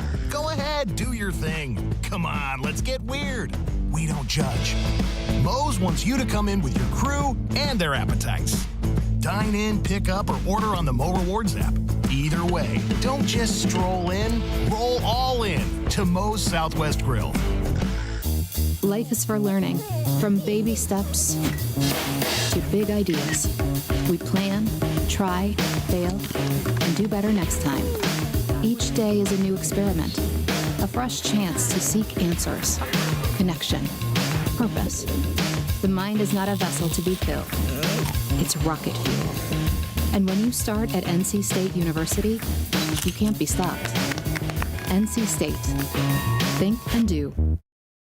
Hey there, doing some yard work? Installing a new fence, flowers, or shrubs? Stop! Don't dig just yet! You have buried gas, electric, and even internet lines down there. Before you pick up a shovel, pick up a phone or go online and contact 811. 811 is a free service. Yes, free! 811 is the first step to having those buried utilities marked. 811 keeps you safe, protects the lines, and it's the law. This safety message brought to you by North Carolina 811. Locally owned and operated by an NC State graduate, the Red and White Shop is your source for all things NC State. Just off campus in the Ridgewood Shopping Center at 3526 Wade Avenue, the Red and White Shop has everything the NC State fan needs. Sporting goods and memorabilia, your favorite NC State team apparel, tailgating essentials, ice pack gear. A proud sponsor of the NC State hockey team, a percentage of all ice pack sales go back to the team. Stop by today or visit us online. The Red and White Shop. From the top of D.H. Hill Library. Don Diablo. Oh yeah, this is actually like in my studio. WKNC HD3 Raleigh. Hey, what's up and what's going on, folks? It's Kid Kinetic, your boy up here at the top of the hour. And guess what I got? A treat that's too sweet to beat. This is Wolf Bites Radio. Oh, that's really sweet. NC State. Locally owned and operated by an NC State graduate, the Red and White Shop is your source for all things NC State. Just off campus in the Ridgewood Shopping Center at 3526 Wade Avenue, the Red and White Shop has everything the NC State fan needs. Sporting goods and memorabilia, your favorite NC State team apparel, tailgating essentials, ice pack gear. A proud sponsor of the NC State hockey team, a percentage of all ice pack sales go back to the team. Stop by today or visit us online. The Red and White Shop. NC State finishes the second period strong, 2 goals in the last minute and 2 seconds of the second, and that's the difference right now. 4-2 lead for the Ice Pack over the High Point Panthers. Chris Lehman and Nick Prozzi with you. And Nick, it was a bit of a fight for NC State that period. You look at the shot totals, you look at the way the period went. They certainly controlled most of the play, but they didn't really reap their rewards until late. No, they didn't. It was really even matched period up until the High Point power play. That's where everything changed. That second power play for High Point, that's what really just turned this game upside down almost. The ability for NC State to kind of kill that penalty when they're on their heels and then just have a wide open door open up going down the other end with Labrizzi. And right after that, the floodgates open. Another goal quickly for Herman off a tough angle. And just like that, it's a 4-2 game. This is a brand new hockey game. It's not the same defensively and goaltended heavy matchup that we saw the first really 38 minutes of this game. Now it's kind of open up for NC State, and they're starting to see the puck in the back of the net. I think you can give a little bit of a pass to Vieira as well. He, on that first goal, or I guess the third goal, really, that first of those two quick ones, it's a 2-on-0. He can only do so much. On that next one after that Herman scores, heady play by the captain. It's an awkward deflection in front, so you have the goaltender out of position, just throw it at the net. He couldn't get to it, and it's in the back of the net. So I think Vieira just kind of the victim of a couple of bad situations, but if you're High Point, you're going to look back at that bad change at the end of the power play, especially if this game continues to run away in the third period, and you're going to look at that as the tipping point. Well, and I mentioned it during that last intermission break, High Point's had some issues with their line changes, haven't gone full send on them. They're also having trouble breaking it into the offensive zone all at once. Long change. NC State said they're going to play fast and zip the puck around, and that's exactly what happened to lead to the 3-2 lead for the Ice Pack. Just a little gaff from High Point. NC State's the one that takes advantage to it. I'm not saying High Point's playing up against a tough opponent. They're not looking up a steep mountain coming into this one. But boy, when you make mistakes like that, it kind of looks like NC State's the heavy favorite here, and you're more David against Goliath. Well, NC State's certainly in a good position heading to the final 20 minutes. We'll talk about it more when we come back. From the top of D.H. Hill Library. Don Diablo. Oh yeah, this is actually in my studio. WKNC HD3 Raleigh. Hey, what's up and what's going on, folks? This is Kid Kinetic, your boy, up here at the top of the hour. And guess what I got? A treat that's too sweet to beat. This is Wolf Bites Radio. Oh, that's really sweet. NC State.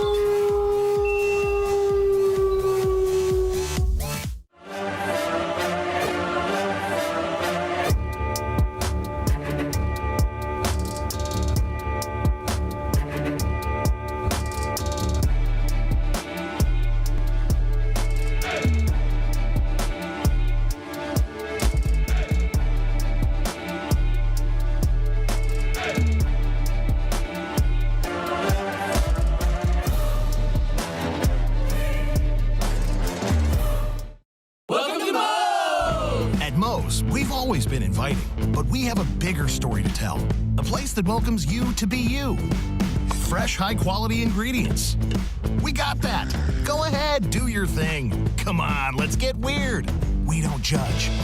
Moe's wants you to come in with your crew and their appetites. Dine in, pick up, or order on the Mo Rewards app. Either way, don't just stroll in, roll all in to Moe's Southwest Grill. I'm with 2018 lacrosse national champion Christian Gaudy for the FDA's Don't Get Burned Sunscreen Challenge. Bring it, Daryl. She's tough, but I won't get burned today. I'm using a broad spectrum sunscreen. The FDA recommends broad spectrum sunscreens with an SPF of 15 or higher with other sun protection measures to reduce the risk of sunburn and skin cancer. You smoked me, Kristen. That's because I use sunscreen, so I wouldn't get burned by you and the sun. Broad spectrum sunscreen. It's a winning play every time. Chris Lehman back with you at the second intermission. NC State with a 4-2 lead over High Point, now joined by Alex Fong, assistant coach for NC State. And Alex, I want to start by kind of comparing and contrasting those first two periods. Obviously, first game of the season, you've got some jitters, some wrinkles to iron out. Second period, though, came out much more clean and crisp. Yeah, I mean, I think the important point is there, right? We got so many new bodies this year. Yeah. Just keep it simple, right? First period, trying to be perfect, never works out that way. Yeah. So keep it simple. We were pretty successful when we did that. Oh, and you look at that second period, you outshoot High Point badly, especially early on in the period. They've done a good job of just hanging in there, making things count when they need to. But you look at that period, you're outplaying them fairly heavily for most of it, and it takes a while. It's not till the last minute that you really get rewarded for it. So what can you say about the way that the team just kind of stuck to their guns, kept doing what they know would work until it did? Yeah, I mean, a big thing we're preaching this year is consistency, right? Mm-hmm. You just got to stick with it the whole game. It'll come. I mean, we're really confident in our group, so if they stick with it, keep it simple, we'll have no problems here. And one thing we felt like High Point has done pretty well so far throughout this game is getting bodies in front and not making it easy on Addison Lawrence to find the puck. What can you say about the way he's played? Obviously, a couple times, just with all the traffic, he's had trouble with it. But other than that, he's been solid. Yeah, we're really happy with how Addison's playing. I think you hit it on the head there. Yeah.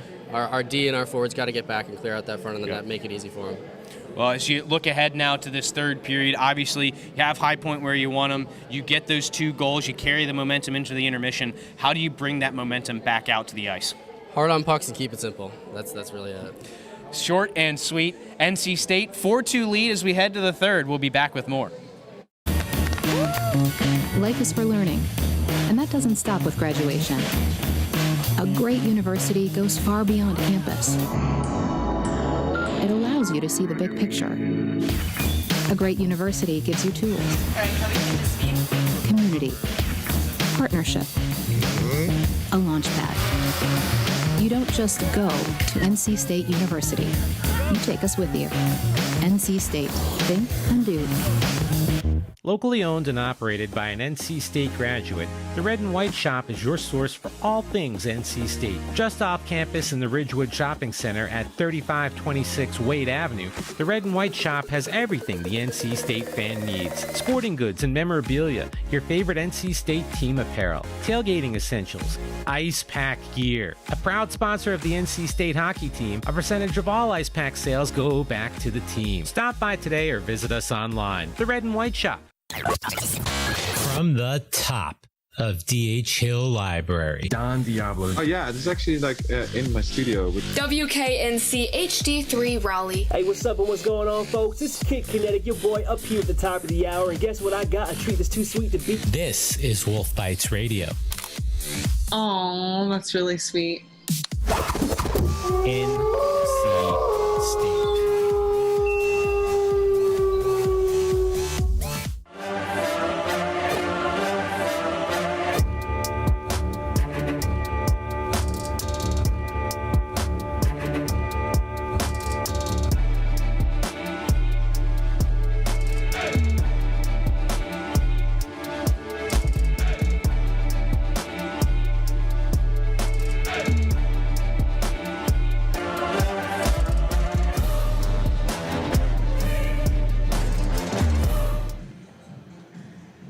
Chris Lehman and Nick Perazzi back with you here on PackTV. NC State with that 4-2 advantage after 2 periods, and we'll continue to take a look at that period and kind of dissect it a little bit more. We just talked to assistant coach Alex Fong for NC State, and he hit on a couple of those points. The big one we've talked about, bodies in front. NC State going to have to clear out the front of the net. The best chances for High Point have come when they cycle it deep, get it up top, and create a lot of traffic in front and make it difficult on Addison Lawrence because, let's face it, Addison Lawrence is a goaltender that if you let him see the puck, he's going to stop it 99 times out of 100.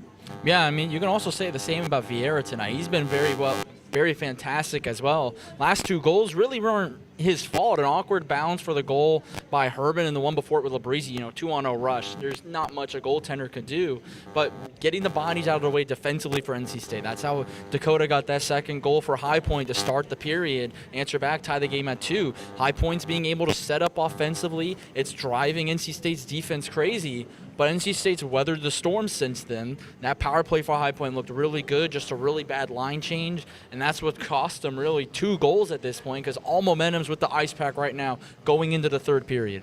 Well, one thing we didn't touch on in that last segment that we touched on a little bit is the things that have kind of gone on, I should say, outside of the whistles.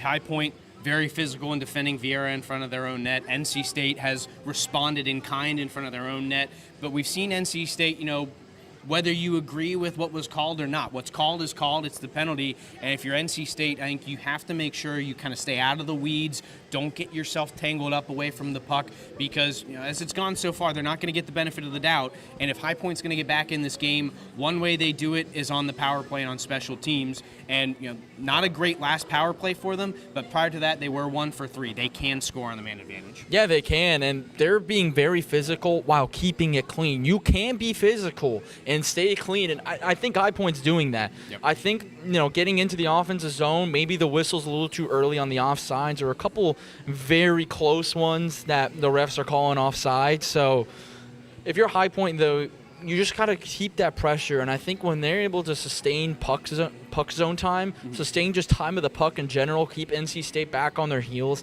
that's what's opening things up. It's going to tire out those NC State defenders. The second period was a great time to do it. Just Addison Lawrence stepped up to the occasion. Yeah, Addison Lawrence, of course, playing really well right now for NC State. On the other end, Holden Kaufman, great second period. Yeah. Goal and an assist, set that one up for Labreezy coming out of the box, and of course picked up the early goal in the period for NC State. He was a key contributor for the Pack last year, top line guy last year, but I think one thing that, speak volumes about a hockey player is how he responds if he gets moved down the depth chart. And, things are business as usual for Holden Kaufman. He's got 2 points tonight. Yeah, it is. And Kaufman, not a name you really kind of just express a lot when you look at who's coming back this year. You look at Shook, you look at Herman, but Kaufman's a sneaky one. He had a really good, quiet season last year. I feel like we didn't talk about him as much as we should have. He's a very good hockey player, and you mentioned at the beginning of the year, the lines are going to get messed up a little bit. They're going to see who works with who better, who deserves to have that fourth line spot. Kaufman's showing, hey, I got moved down a little bit. I'm looking to move towards that first or second line, and he's shown it, and I'm very sure he's capable of it, and I think he deserves it so far. Yeah, you look at it, 4 goals, of course, for NC State. You've got one from that top line of Herman, Willoughby Ray, and Prasma, and then that second line with a couple of goals as well. So the lines you're expecting to produce are producing right now for NC State in this game, and of course it's part of the reason that they have this 4-2 lead. We're going to take a quick break here during the second intermission. When we come back, we'll look ahead to the third period and what NC State needs to do to maintain this lead and take home their first win of the season. Locally owned and operated by an NC State graduate, the Red and White Shop is your source for all things NC State. Just off campus in the Ridgewood Shopping Center at 3526 Wade Avenue, the Red and White Shop has everything the NC State fan needs. Sporting goods and memorabilia, your favorite NC State team apparel, tailgating essentials, ice pack gear. A proud sponsor of the NC State hockey team, a percentage of all ice pack sales go back to the team. Stop by today or visit us online. The Red and White Shop. From the top of DH Hill Library. Don Diablo. Oh yeah, this is actually in my studio. WKNC HD3 Raleigh. Hey, what's up and what's going on, folks? This is Kid Kinetic, your boy, up here at the top of the hour. And guess what I got? A treat that's too sweet to beat. This is Wolf Bites Radio. Oh, that's really sweet. NC State.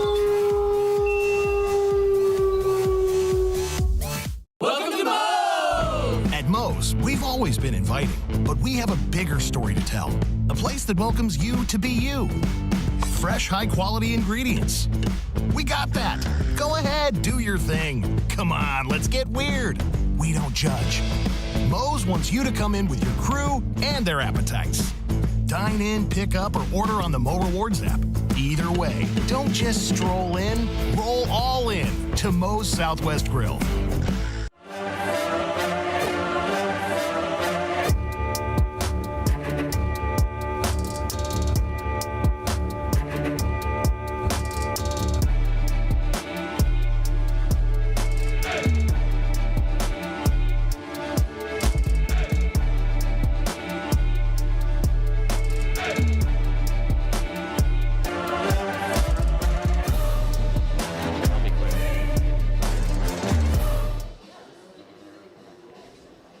Just about ready to start the third period here at Invisalign Arena. Chris Lehman and Nick Perazzi with you. And we're going to kind of look ahead here at the third period. For me, Nick, just a couple of things NC State with this 4-2 lead that I think they need to do in order to finish this off. And it really comes down to 2 things, I think.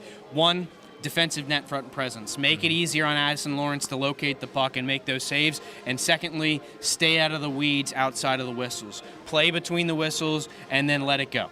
Yeah, and I think that's what my kind of takeaways for High Point's going to be is kind of just play hard. Come out as hard as you can this period. Try to get one back quickly, and then keep fighting uphill on that mountain. It's going to be a long period for them, but I think they have the capability to come back in this one. Yeah, they certainly have shown that they can stick around. 4-2 lead for NC State. Final 20 minutes when we come back.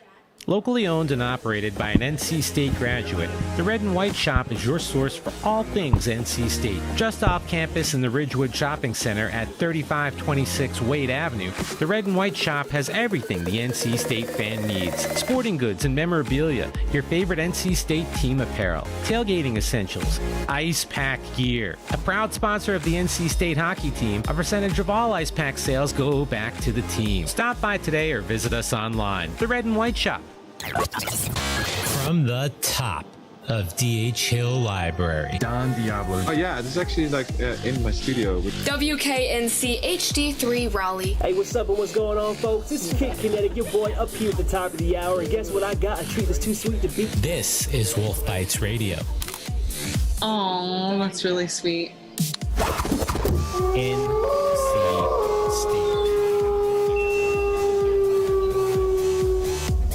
Welcome to Moe's! At Moe's, we've always been inviting, but we have a bigger story to tell. A place that welcomes you to be you. Fresh, high-quality ingredients. We got that. Go ahead, do your thing. Come on, let's get weird. We don't judge. Moe's wants you to come in with your crew and their appetites. Dine in, pick up, or order on the Mo Rewards app. Either way, don't just stroll in, roll all in to Moe's Southwest Grill.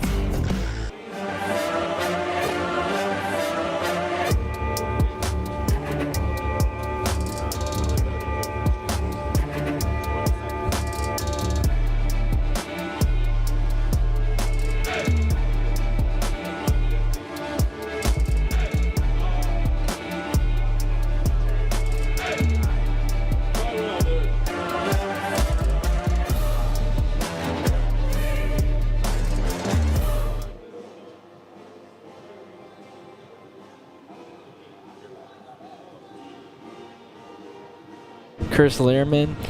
We're in for a pretty good looking third period. I think, Chris, High Point, like I said in the intermission, is going to have to come out really strong. They're going to play really tough, really fast, and just try to go all out, get that first goal back as soon as they can to keep it a one-goal game.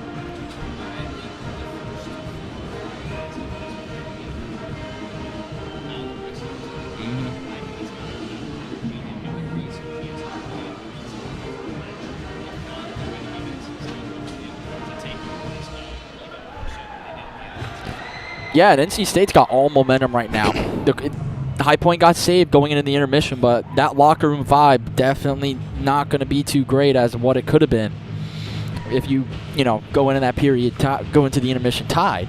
So a very big period coming up. 2-goal lead for the Ice Pack. Are in store for a pretty good finish here, Chris.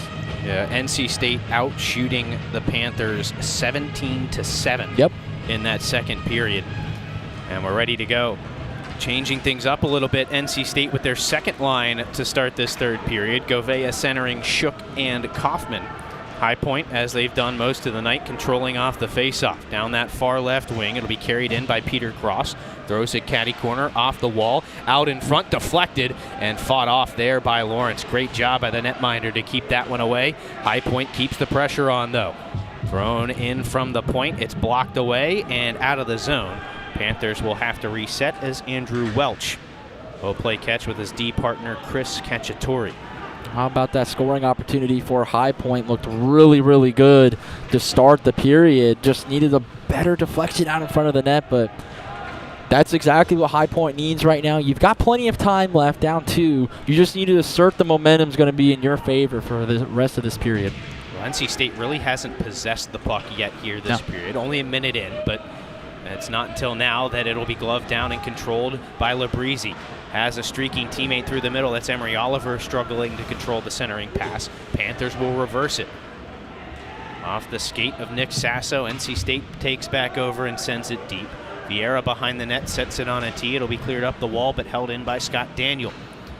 Sent back around the other way. First one to it, Jonathan English of the Panthers. He finds a teammate, Joe DiMartino, who flips it up and out. Swatted back up that far wall by Cox. Stopped at the High Point blue line by Jonathan English. Rinked wide, taken off the wall there by Hutchins. He has it taken away, though, by Prasma, stepping around his man. Prasma in on goal, stopped, and the rebound, they score. It's Herman on the follow-up, and the captain of NC State with his second of the night. It's 5-2. How about Captain Herm with his second goal of the night, second straight as well in the stat sheet. And this is just a really good play by Prasma right here. Watch him enter the zone and just have silky mitts the rest of the way. Just a nice little deke, just made Johnny English get a little too aggressive. Easy to go around him. Couldn't finish early. Really good job by Jack Vieira to poke that puck away, but it went right to Zach Herman. He was following up as you should. And just like that, 5-2 NC State. They still got momentum as Prasma tries to now. Prasma into the near corner. This top line has scored the last 2 goals for NC State. Not sure if they'll give the assist to Prasma or not. If they do, he'll have assisted on each of those last 2 goals for Zach Herman. That's exactly what you want if you're NC State. You do kind of get back on your heels on that first possession, but to turn it around and get that 5th goal, take a 3-goal lead, it's going to take some of the wind out of the sails of this High Point team, I imagine. Ice Pack, flip it up and out. It's in the skates of Prasma. He finds it, but unable to control it as Andrew Welch pokes it away. Welch for High Point. Cross ice pass will be sent deep by number 14, Michael Yell. And he'll go off for a change. Some space here for NC State. They're having trouble with the puck, though. This ice, it's been a pretty hot summer. And it's cooled down a little bit in the recent weeks, but I think the hot weather has gotten to the ice surface here a little bit. Chance for NC State on the awkward carom behind the net, and Johnson couldn't put it home. Vieira didn't know it was going to come off the wall quite that hard. Good chance for NC State, still brewing. Robinson bodied up there by Cacciatore, who sends it up the wall where High Point can carry it out. Now Dakota Johnson sends it all the way behind the NC State net. Sodden knocks his man down and takes the puck away. Headman pass, slides past everybody. And High Point back in control. Bouncing puck through the neutral zone. Sodden steers it to the near side for Gifford. He'll go back with it. Sodden again. D-to-D for Alex James. He'll lug it in. Stops top of the circle in the skates of Sodden, who does a nice job controlling it. Knocked off the puck in the corner. He'll get back to it. Here's James. Tees one up. Blocked on the way through. Right back to the defenseman, who slides it into the corner where Nick Shook can take over. Top scorer for the Ice Pack last year. Beautiful pass for James, but much like Cade McConaughey in the first period, just a little bit of trouble with loading that shot up quickly. And how about Jack Vieira right there? 2 bodies sprawling out. Still got by those 2 bodies, but he stayed home, kept his eye on the puck, made a pretty good save there to keep this a 5-2 game. Right now, if you're High Point, though, you've got to show some fight. It's not been a good-looking period since the chance. Shook, another shot from the top of the circle. NC State has gone to that play a lot off an offensive zone draw. Got some good chances out of it. Breezy with the one-timer, deflected in front, didn't get to the net, it's loose behind. Sprawling Vieira doesn't know where it is, and a great defensive play by English went down to cover it. Still Vieira trying to get back to his feet. Loose in the slot, they score! Govea pokes it home, and NC State now leads 6-2.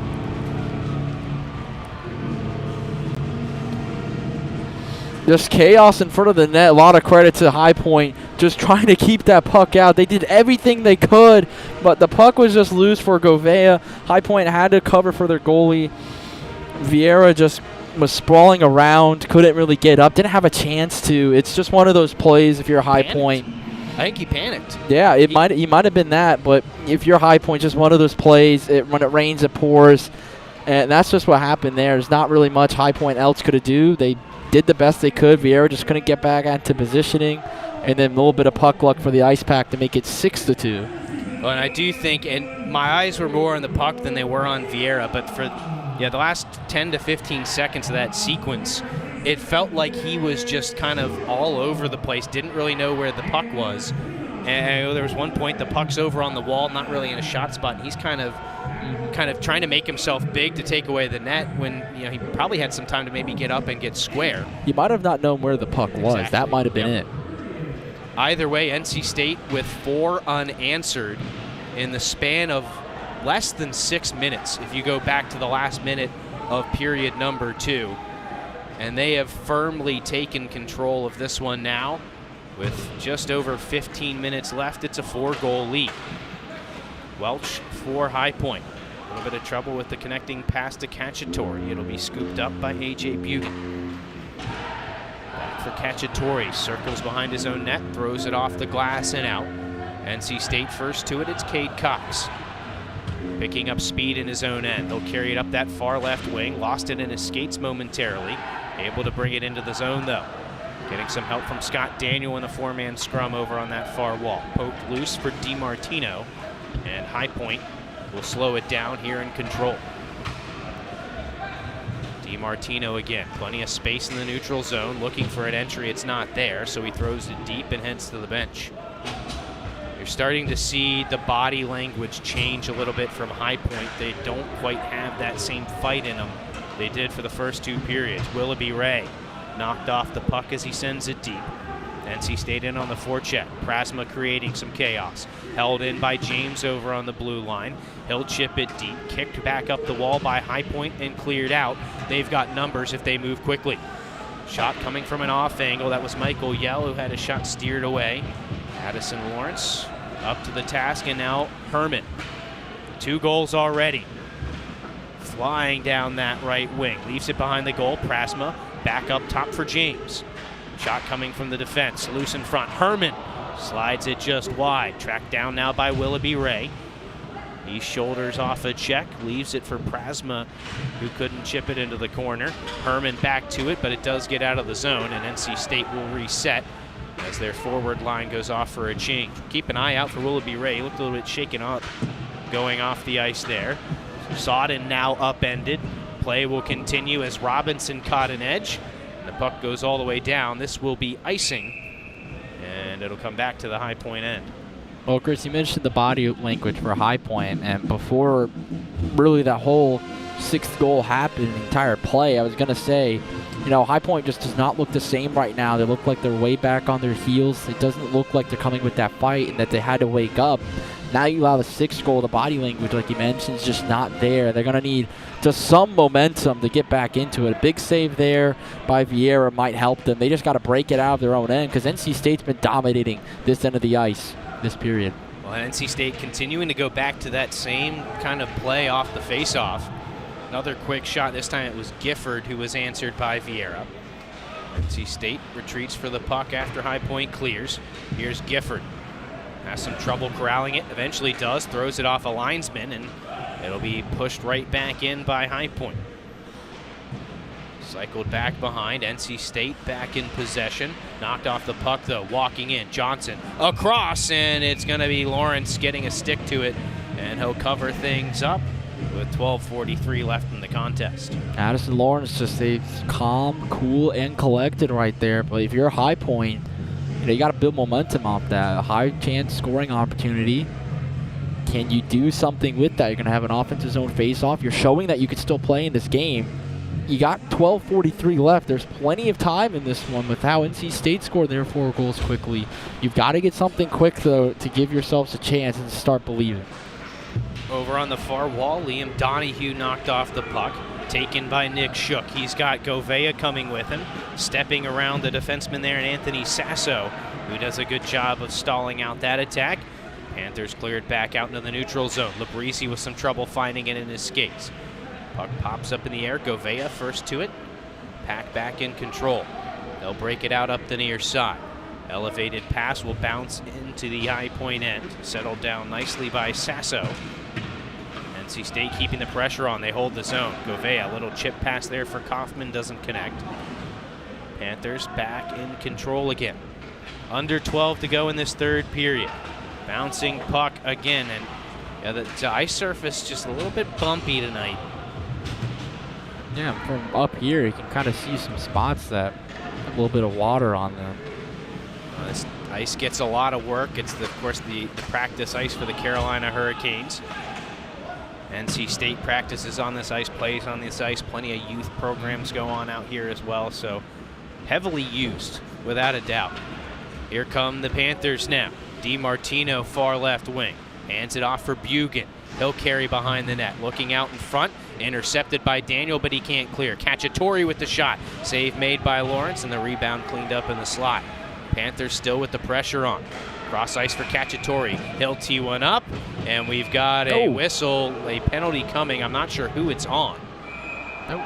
But this is the stuff, and at this point, if you're NC State, you know, you've got a 4-goal lead. If you make a bad decision, take a penalty, you can probably absorb it, but you want to try and stay out of this as much as possible.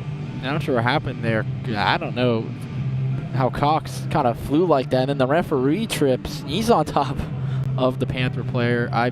It's going to be on NC State, I think. I don't know exactly. I think they just threw somebody out. I'll have to wait and see if anyone goes. It looked like the official, though, pointed to the locker room. He's going to put Scott Daniel in the box as well as Dakota Johnson. Okay, he must have pointed at the box. It looked like from where he was that he pointed like somebody was supposed to leave. Oh, I don't know where Cade Cox is because he was in the middle of that right next to the goalie, Addison Lawrence. I'm not too sure what happened there. And then Cox just kind of fell weirdly. Don't know if he tried to sell it a little bit either. This angle was kind of hard to tell. Not too sure what's going on. Referee's talking to Wade Minter, and PA Wade Minter's got a pen and some paper right now, so this could be a pretty lengthy. A lot to remember. Yeah, there's gonna be a lot to call here for him, but he doesn't do Hurricanes games for nothing. He's a pro and he knows what he's doing. Looking at his paper, it's a full piece of paper right now. Keeping an eye on the High Point bench as well to see there's some movement back behind there also. Right now, it looks like at least it's just going to be 4 on 4. So you're going to have penalties on each side. Daniel with one.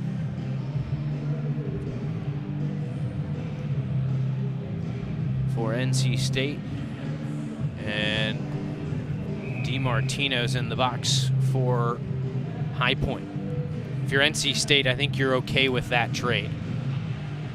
So 4 on 4, we saw this earlier on in the evening. We eventually saw 4 on 3 in favor of High Point.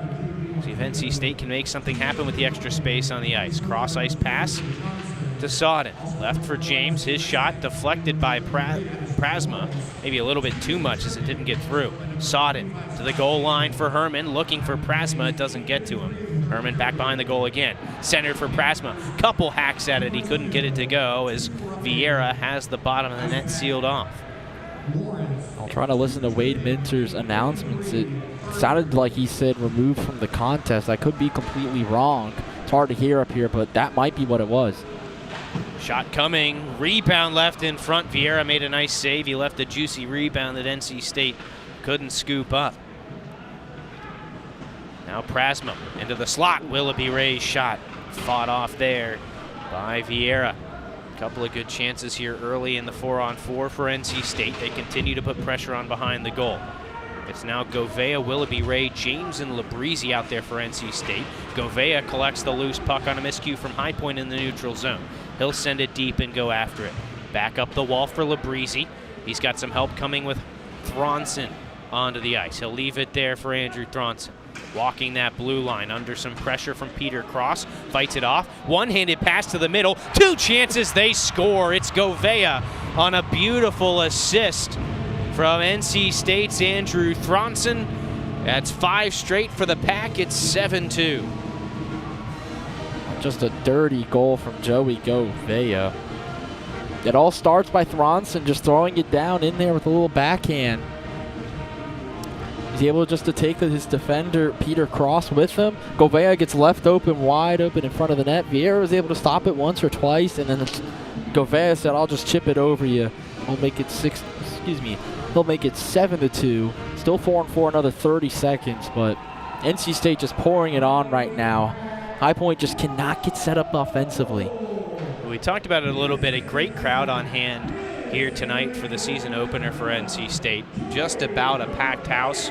And a lot of times it's not until you see some of the bigger names, particularly North Carolina, come into Invisalign Arena, that you see the big crowds. It's a great crowd tonight. They're slowly, now that NC State is taking control of this game, they're slowly starting to trickle out, feeling comfortable that this one's in hand. Gifford looking for another, and a glove save made by Vieira. It'll be an offensive zone draw for the Pack. Well, we came into the final minute of the second period tied at 2, and we were talking about how the third period's going to be a war of attrition. It's going to be a tough contest for both teams. 2 quick goals for NC State. All of a sudden, all momentum's with NC State. High Point just has not been able to generate anything since then. It's just been all NC State since then. A good, really good looking first 39 minutes for High Point.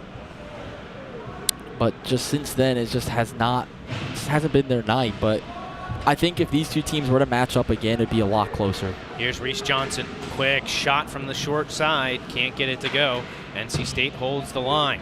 Knocked in on a one-time chance there by Lapani. They'll hold the zone again on that far side. Here's Reese Johnson. Upended.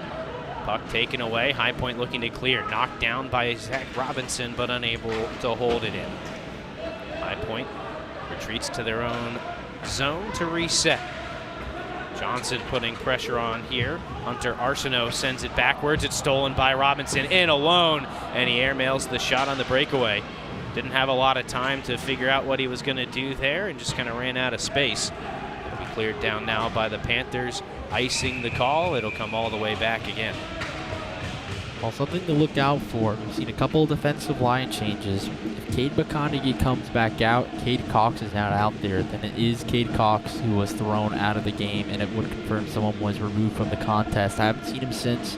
Can't really see him on the bench from here right now. So even though NC State's up 7-2, you lose a player to ejection. It kind of stings the locker room a little bit. Puck cleared out, but not very far as James gets to it for the Pack. They'll be pressed to the wall there by Michael Yell.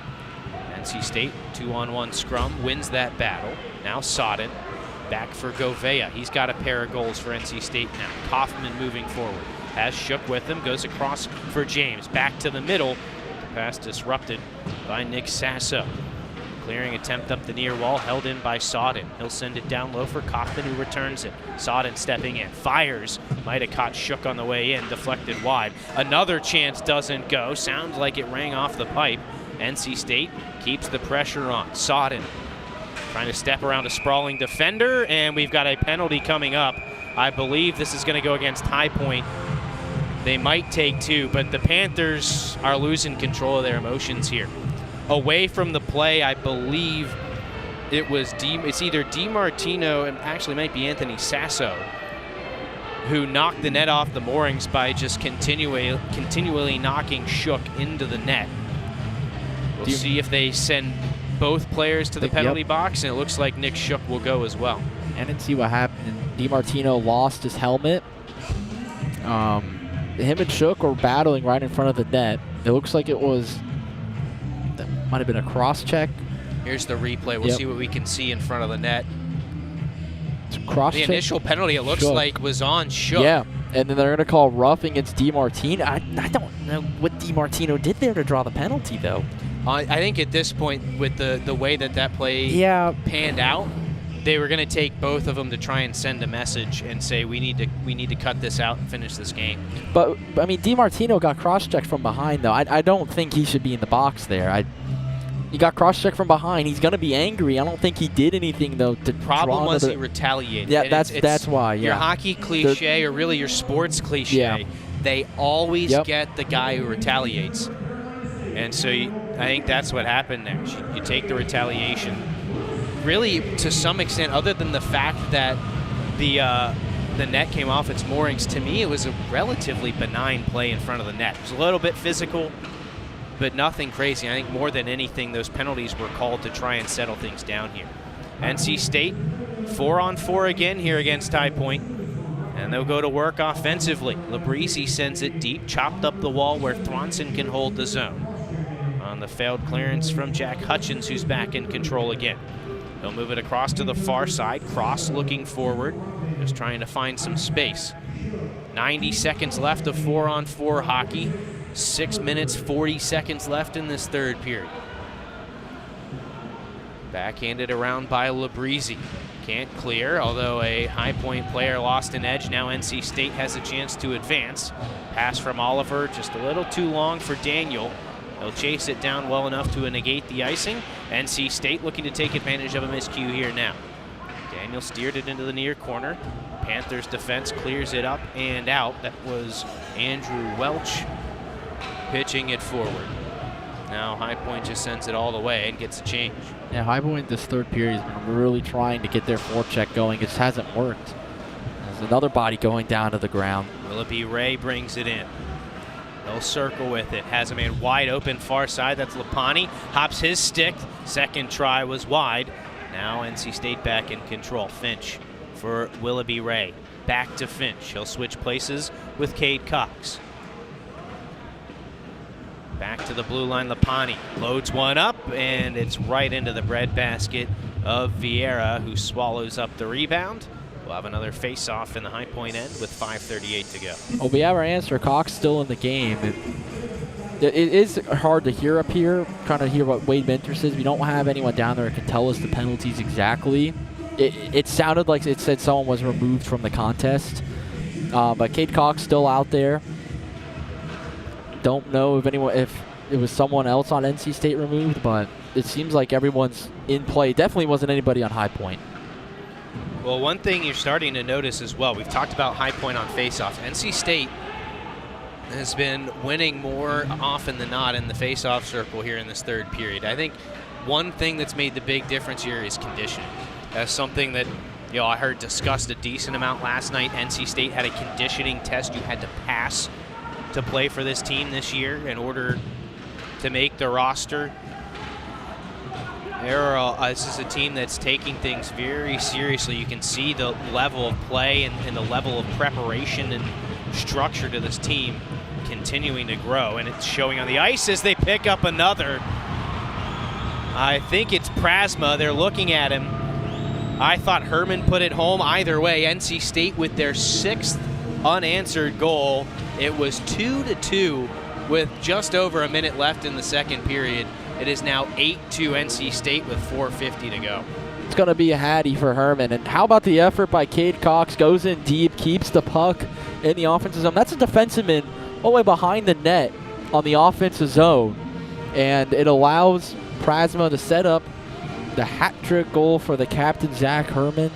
How about that for your first night as captain? A hat-trick in not even a full period. 43 seconds left in the second was his first goal. 4:50 in the third is when he got his third. Props as well to Prasma, assisting on all 3 of Herman's goals tonight. I think the reason you saw Herman so emphatic, it was the pass he made from behind the net to find Herman and put it in the net. But one thing I'm noticing here as well, NC State has some changes to their lines. I mentioned earlier Willoughby Ray looked a little shaken up.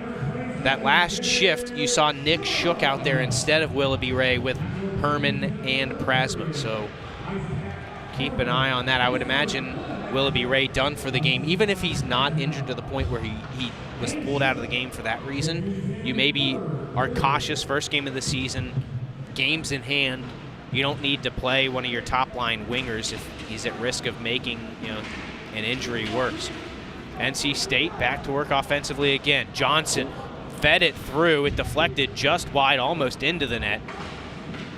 Pack all over High Point here in this third period. Labrizzi looking for space, takes the shot wide, hard off the glass. It's Gifford dispossessed. NC State's Robinson without a stick. And it looks like they're going to send Robinson as well as, I believe this is Ryan Kelly, the sophomore, who will be sent out as well. Another pair of matching minors. If you get a look at what happens here, Robinson has his stick knocked away, and then he went up. I kind of get it. They're trying to keep it under control, but the penalties here, these matching minors, getting a little bit nitpicky. They are not putting up with anything here late. I'm going to say that last penalty, though, against Robinson, who's pretty upset right now. That retaliation, I think that did warrant a penalty against him. I think the one against DiMartino earlier still didn't warrant one, but... Govea wins the draw and controls it himself for NC State. Forces his way behind the net, ridden down there by Andrew Welch. Still loose in the corner. Guess who's back to it? Joey Govea. He'll leave it off for Labrizzi. Stepping down that far wing. His shot deflected wide. Thronson holds the zone. Down to Labrizzi in the corner. He'll stop and start again. Filters it down low now for Kaufman. Fed to the middle, deflected wide by Labrizzi. He'll take a hit and hold on to the puck. Finds Kaufman. Knocked off his stick, but not cleared. Thronson at the blue line. Hands it off for Labrizzi. Turnaround shot. Wide off the wall. collected by Kaufman out in front, and Govea's shot hit the man there, and Chris Cacciatore. That was a beautiful feed from Kaufman to set up that golden opportunity. Now Thronson trying to catch High Point on a change. Leaves it for Lapani. Fires away and wide. Stepping in, Daniel looking to hold the zone. He'll chip it deep. Gets it back, deflected on goal, and fought wide by Vieira. Again for Finch out in front. Can't get the shot away. He'll go after it in that far corner. Wins the battle. Centering pass blocked by Cacciatore, but right back to it is Finch before he's knocked off the puck in the slot. Here's Liam Donahue. A little bit slow coming into the zone. They're offsides. That was a late hit there. That one was kind of in the progression of the play, I would say. Came after the whistle, but not that late. You can see both teams, I think, are kind of okay with it there. They'll bring it back out to the neutral zone. I think the High Point bench at first was like a little angry of it. I heard some haze being shouted over there, but yeah, Jake Lapani just a little bit after the play. They're going to let it slide. Later in this game. Final 2 minutes to go. 4-on-4 hockey. 8-2 game. Can't let everything slide, but. And you're seeing the game starting to loosen up a little bit here. 1:50 left. 20 seconds of 4-on-4. High Point in control. Donahue stepping through the neutral zone, still in control, has a defenseman and Jack Hutchins with him to support, but McConaughey will force it into that near corner. High Point maintains possession here in the offensive zone. Scott Daniel with some help from Lapani, able to knock the puck away and clear it down. Looks like it hit somebody on the way down too. Icing waved off, and NC State steals the stretch pass. It's McConaughey, tees one up, steered away there by Vieira. And now Gifford swings one back towards goal. It deflects off of Jonathan English. Vieira has to handle it. High Point clears again. Well, NC State just kind of chipping it back in and going after it on the forecheck here. Trying to suffocate out the rest of this game. Under a minute to go. NC State, an impressive showing here against High Point. A resilient performance from the Ice Pack.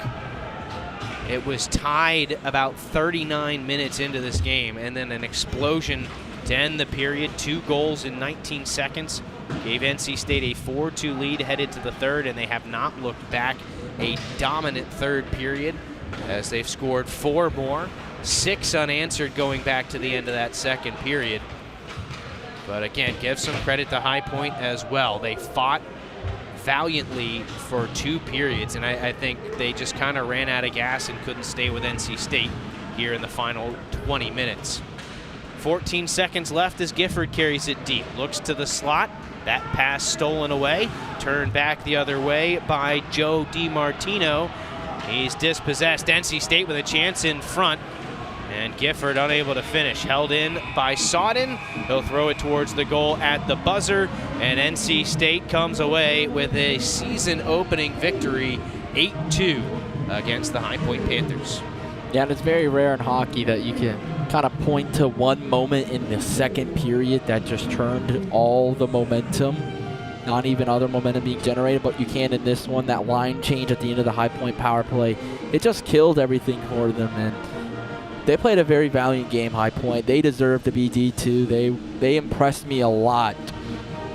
But they just ran out of gas going into the third period. I think you said it best, Chris. I think NC State's conditioning was just outmatched High Point tonight, and I think that was the big difference in why NC State was able to end on a 6-0 run. Well, NC State outshoots High Point 34-10 in the final 2 periods. They outscore them 7-1 in those 2 periods as well, and they take an 8-2 victory to open the season. We've got post-game coverage here on PackTV when we come back. 8-2 the final, NC State over High Point. Locally owned and operated by an NC State graduate, the Red and White Shop is your source for all things NC State. Just off campus in the Ridgewood Shopping Center at 3526 Wade Avenue, the Red and White Shop has everything the NC State fan needs. Sporting goods and memorabilia, your favorite NC State team apparel, tailgating essentials, Ice Pack gear. A proud sponsor of the NC State hockey team, a percentage of all Ice Pack sales go back to the team. Stop by today or visit us online. The Red and White Shop. From the top of D.H. Hill Library. Don Diablo. Oh yeah, this is actually like in my studio. WKNC HD3 Raleigh. Hey, what's up and what's going on, folks? It's Kid Kinetic, your boy up here at the top of the hour. And guess what I got? A treat that's too sweet to beat. This is Wolf Bites Radio. Oh, that's really sweet. NC State. Welcome to Moe's! At Moe's, we've always been inviting, but we have a bigger story to tell. A place that welcomes you to be you. Fresh, high-quality ingredients. We got that. Go ahead, do your thing. Come on, let's get weird. We don't judge. Moe's wants you to come in with your crew and their appetites. Dine in, pick up, or order on the Mo Rewards app. Either way, don't just stroll in, roll all in to Moe's Southwest Grill.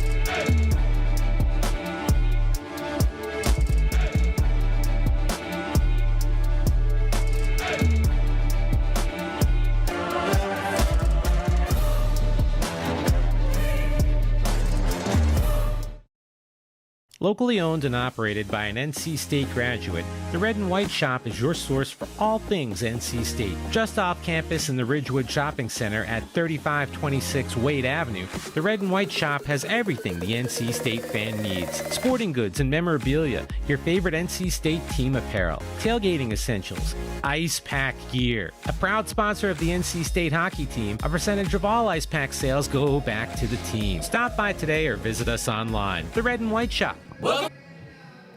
NC State goes home happy 8-2 victors over the High Point Panthers here in the season opener. Chris Lehman, Nick Perazzi back with you here post-game. And Nick, the third period, NC State really just distanced themselves from the Panthers. Yeah, you did, and we mentioned it several times. NC State was just a more conditioned team. They were the just better physical team, you know, with stamina, physicality. As the game moved on, they had fresher bodies and High Point did, and that's what the difference was in this game, I think. The momentum NC State generated, they never looked back. Going in that third period, yeah, High Point showed a little bit early on, but you could tell they looked gassed. NC State didn't. They were a deep team, like we said in the pregame, and it kind of showed today. Yeah, you look at the shot totals, NC State 17 shots in each of the second and third periods, or 34 total after the last 40 minutes, just 10 shots for High Point. I got to give credit to the Panthers, as we mentioned. They kept themselves in it even into the early portions of that third period, but eventually they just could not match NC State. And Addison Lawrence, really good performance. The only 2 goals he gives up, not easy ones to stop. His eyes are taken away on both of them, and a good performance from your starting goaltender. Yeah, and for High Point too, Vieira, I think had, it says 8 by him, but I think he had a pretty good showing tonight. 3, 4, 5 of those goals, really not much he could have done there. Yep. Some of them he could have done, but I mean, when you have that many goals allowed that the goaltender couldn't do a lot, it just shows that NC State just wore down that defense for High Point. But like you mentioned, Addison Lawrence stayed sharp. He stayed calm, cool, and collected. He's one of those guys that never gets riled up no matter what happens, and he showed it, put it on showcase tonight. Had a really good outing in his first game back to start the new season. And on top of all that, NC State, they get contributions from new guys. Prasma, 3 assists on all 3 of Zach Herman's goals. You also get a goal from Brooks Willoughby Ray. Be interesting to hear how he's doing. As mentioned, looked like he went off under a little bit of pain in that third period, and we didn't see him afterwards, but he does pick up the first goal of the season for NC State. So you got new guys contributing. I just mentioned Zach Herman, 3 goals. Joey Govea put up some goals as well for NC State. So you've got returners producing as well. Not a bad performance from NC State. I think about as well as you could ask for. Obviously some kinks in that first period, but they ironed them out pretty quickly. No, not at all. And I think, Holden Kaufman, another returner for NC State, put a lot on display tonight. Willoughby Ray, like you mentioned, he'll lose those yellow laces on his skates. His first ever goal as a member of the Ice Pack. He'll get those to be white now. Saw a couple of High Point players also with yellow laces, so very cool that tradition goes on. But I segue here. NC State, though, really strong showing. First two periods kind of looked like, and I mentioned in the pregame an analogy, the football team last week for the Wolfpack. They started out a little slow, but they got things going as things progressed, and then they looked like a juggernaut as the game came to a close. They looked like the better team. They looked like the more conditioned and physical team. Absolutely. Well, we're going to have some voices from inside that locker room talk to us here in just a little bit. As we mentioned, Captain Zach Herman, hat trick for NC State. We'll talk to him here shortly, as well as head coach Tim Healy. We'll be right back with more postgame here on PackTV.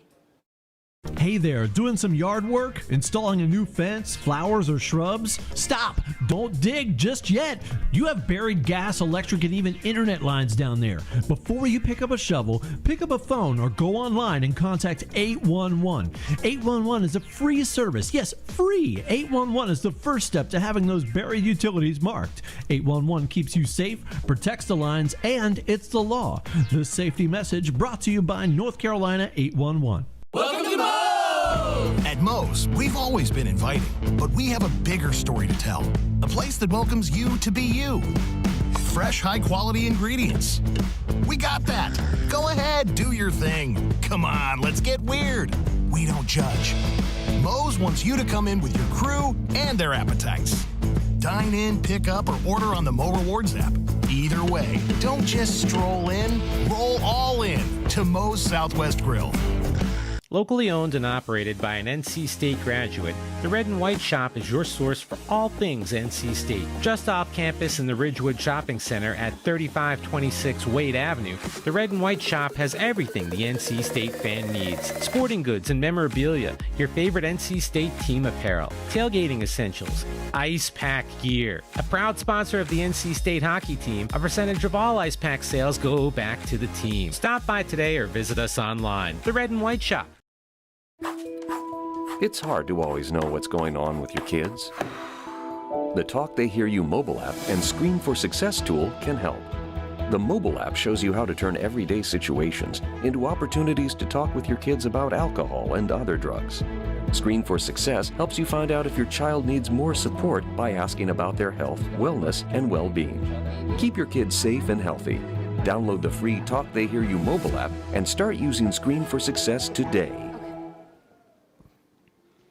Well, you can hear a happy locker room just on the other side of the wall for the NC State Ice Pack. 8-2 winners over the High Point Panthers here tonight. Chris Lehman, Nick Perazzi back with you. As we mentioned, we'll have Zach Herman and head coach Tim Healy with us shortly. But before they get out here, let's take a look forward a little bit for NC State. Great to have hockey back here, to have a game here at Invisalign. We're going to have to wait a while for the next one. NC State on the road for 3 weeks. Yeah, next week they're going to take a trip up to Blacksburg, Virginia, take on the Hokies, have to face Inner Sandman and all of that.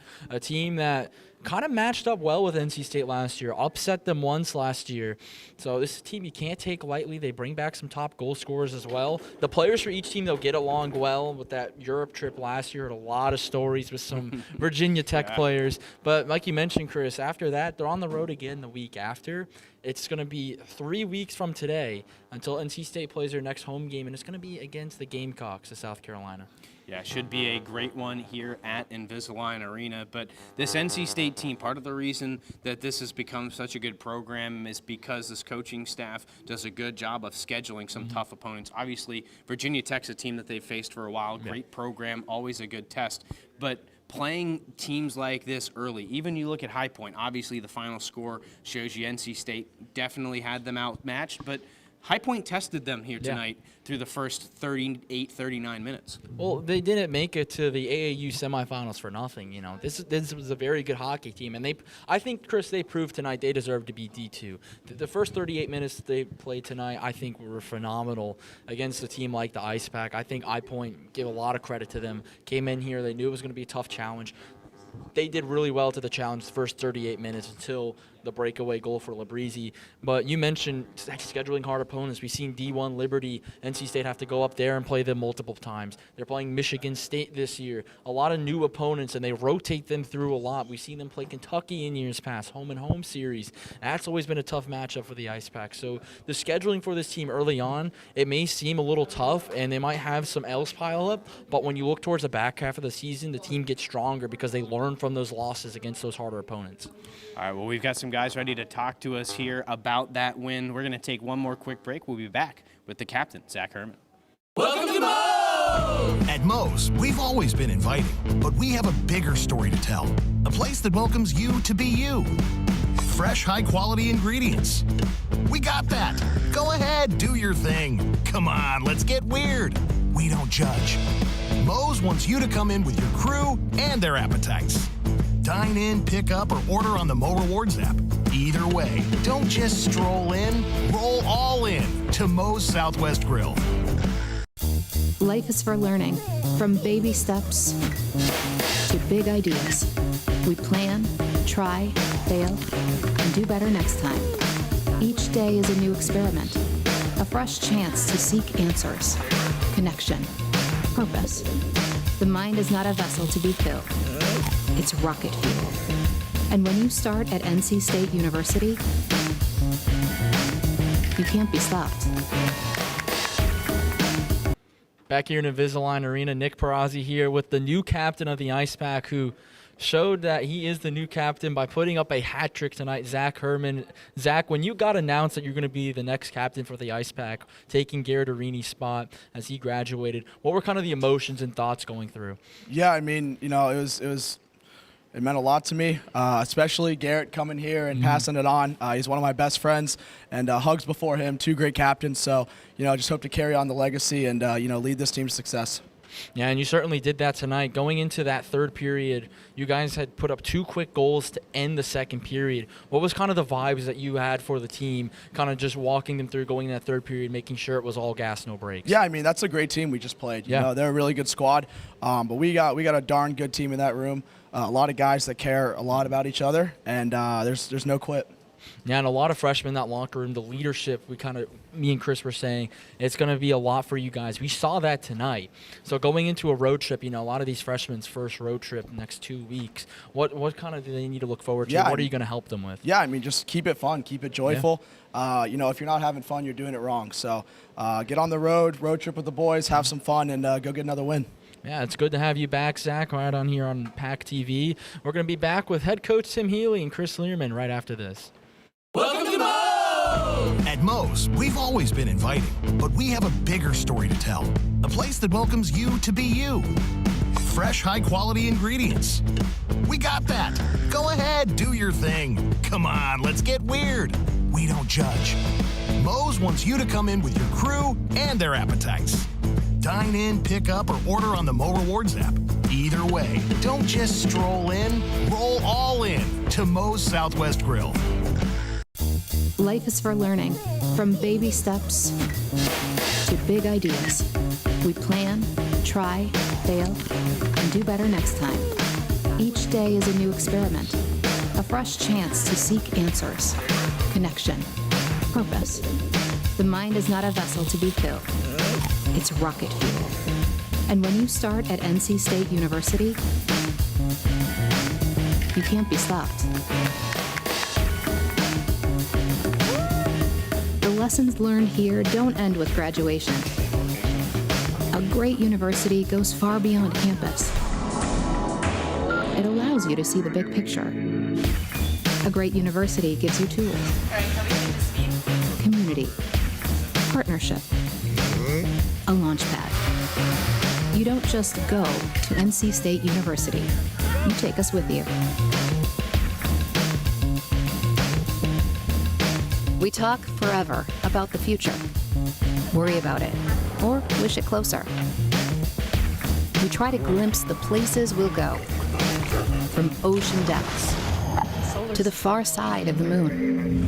At NC State University, the future is a thing you make, with bright ideas, new tools, and a wolf pack behind you to Tell us where you're headed.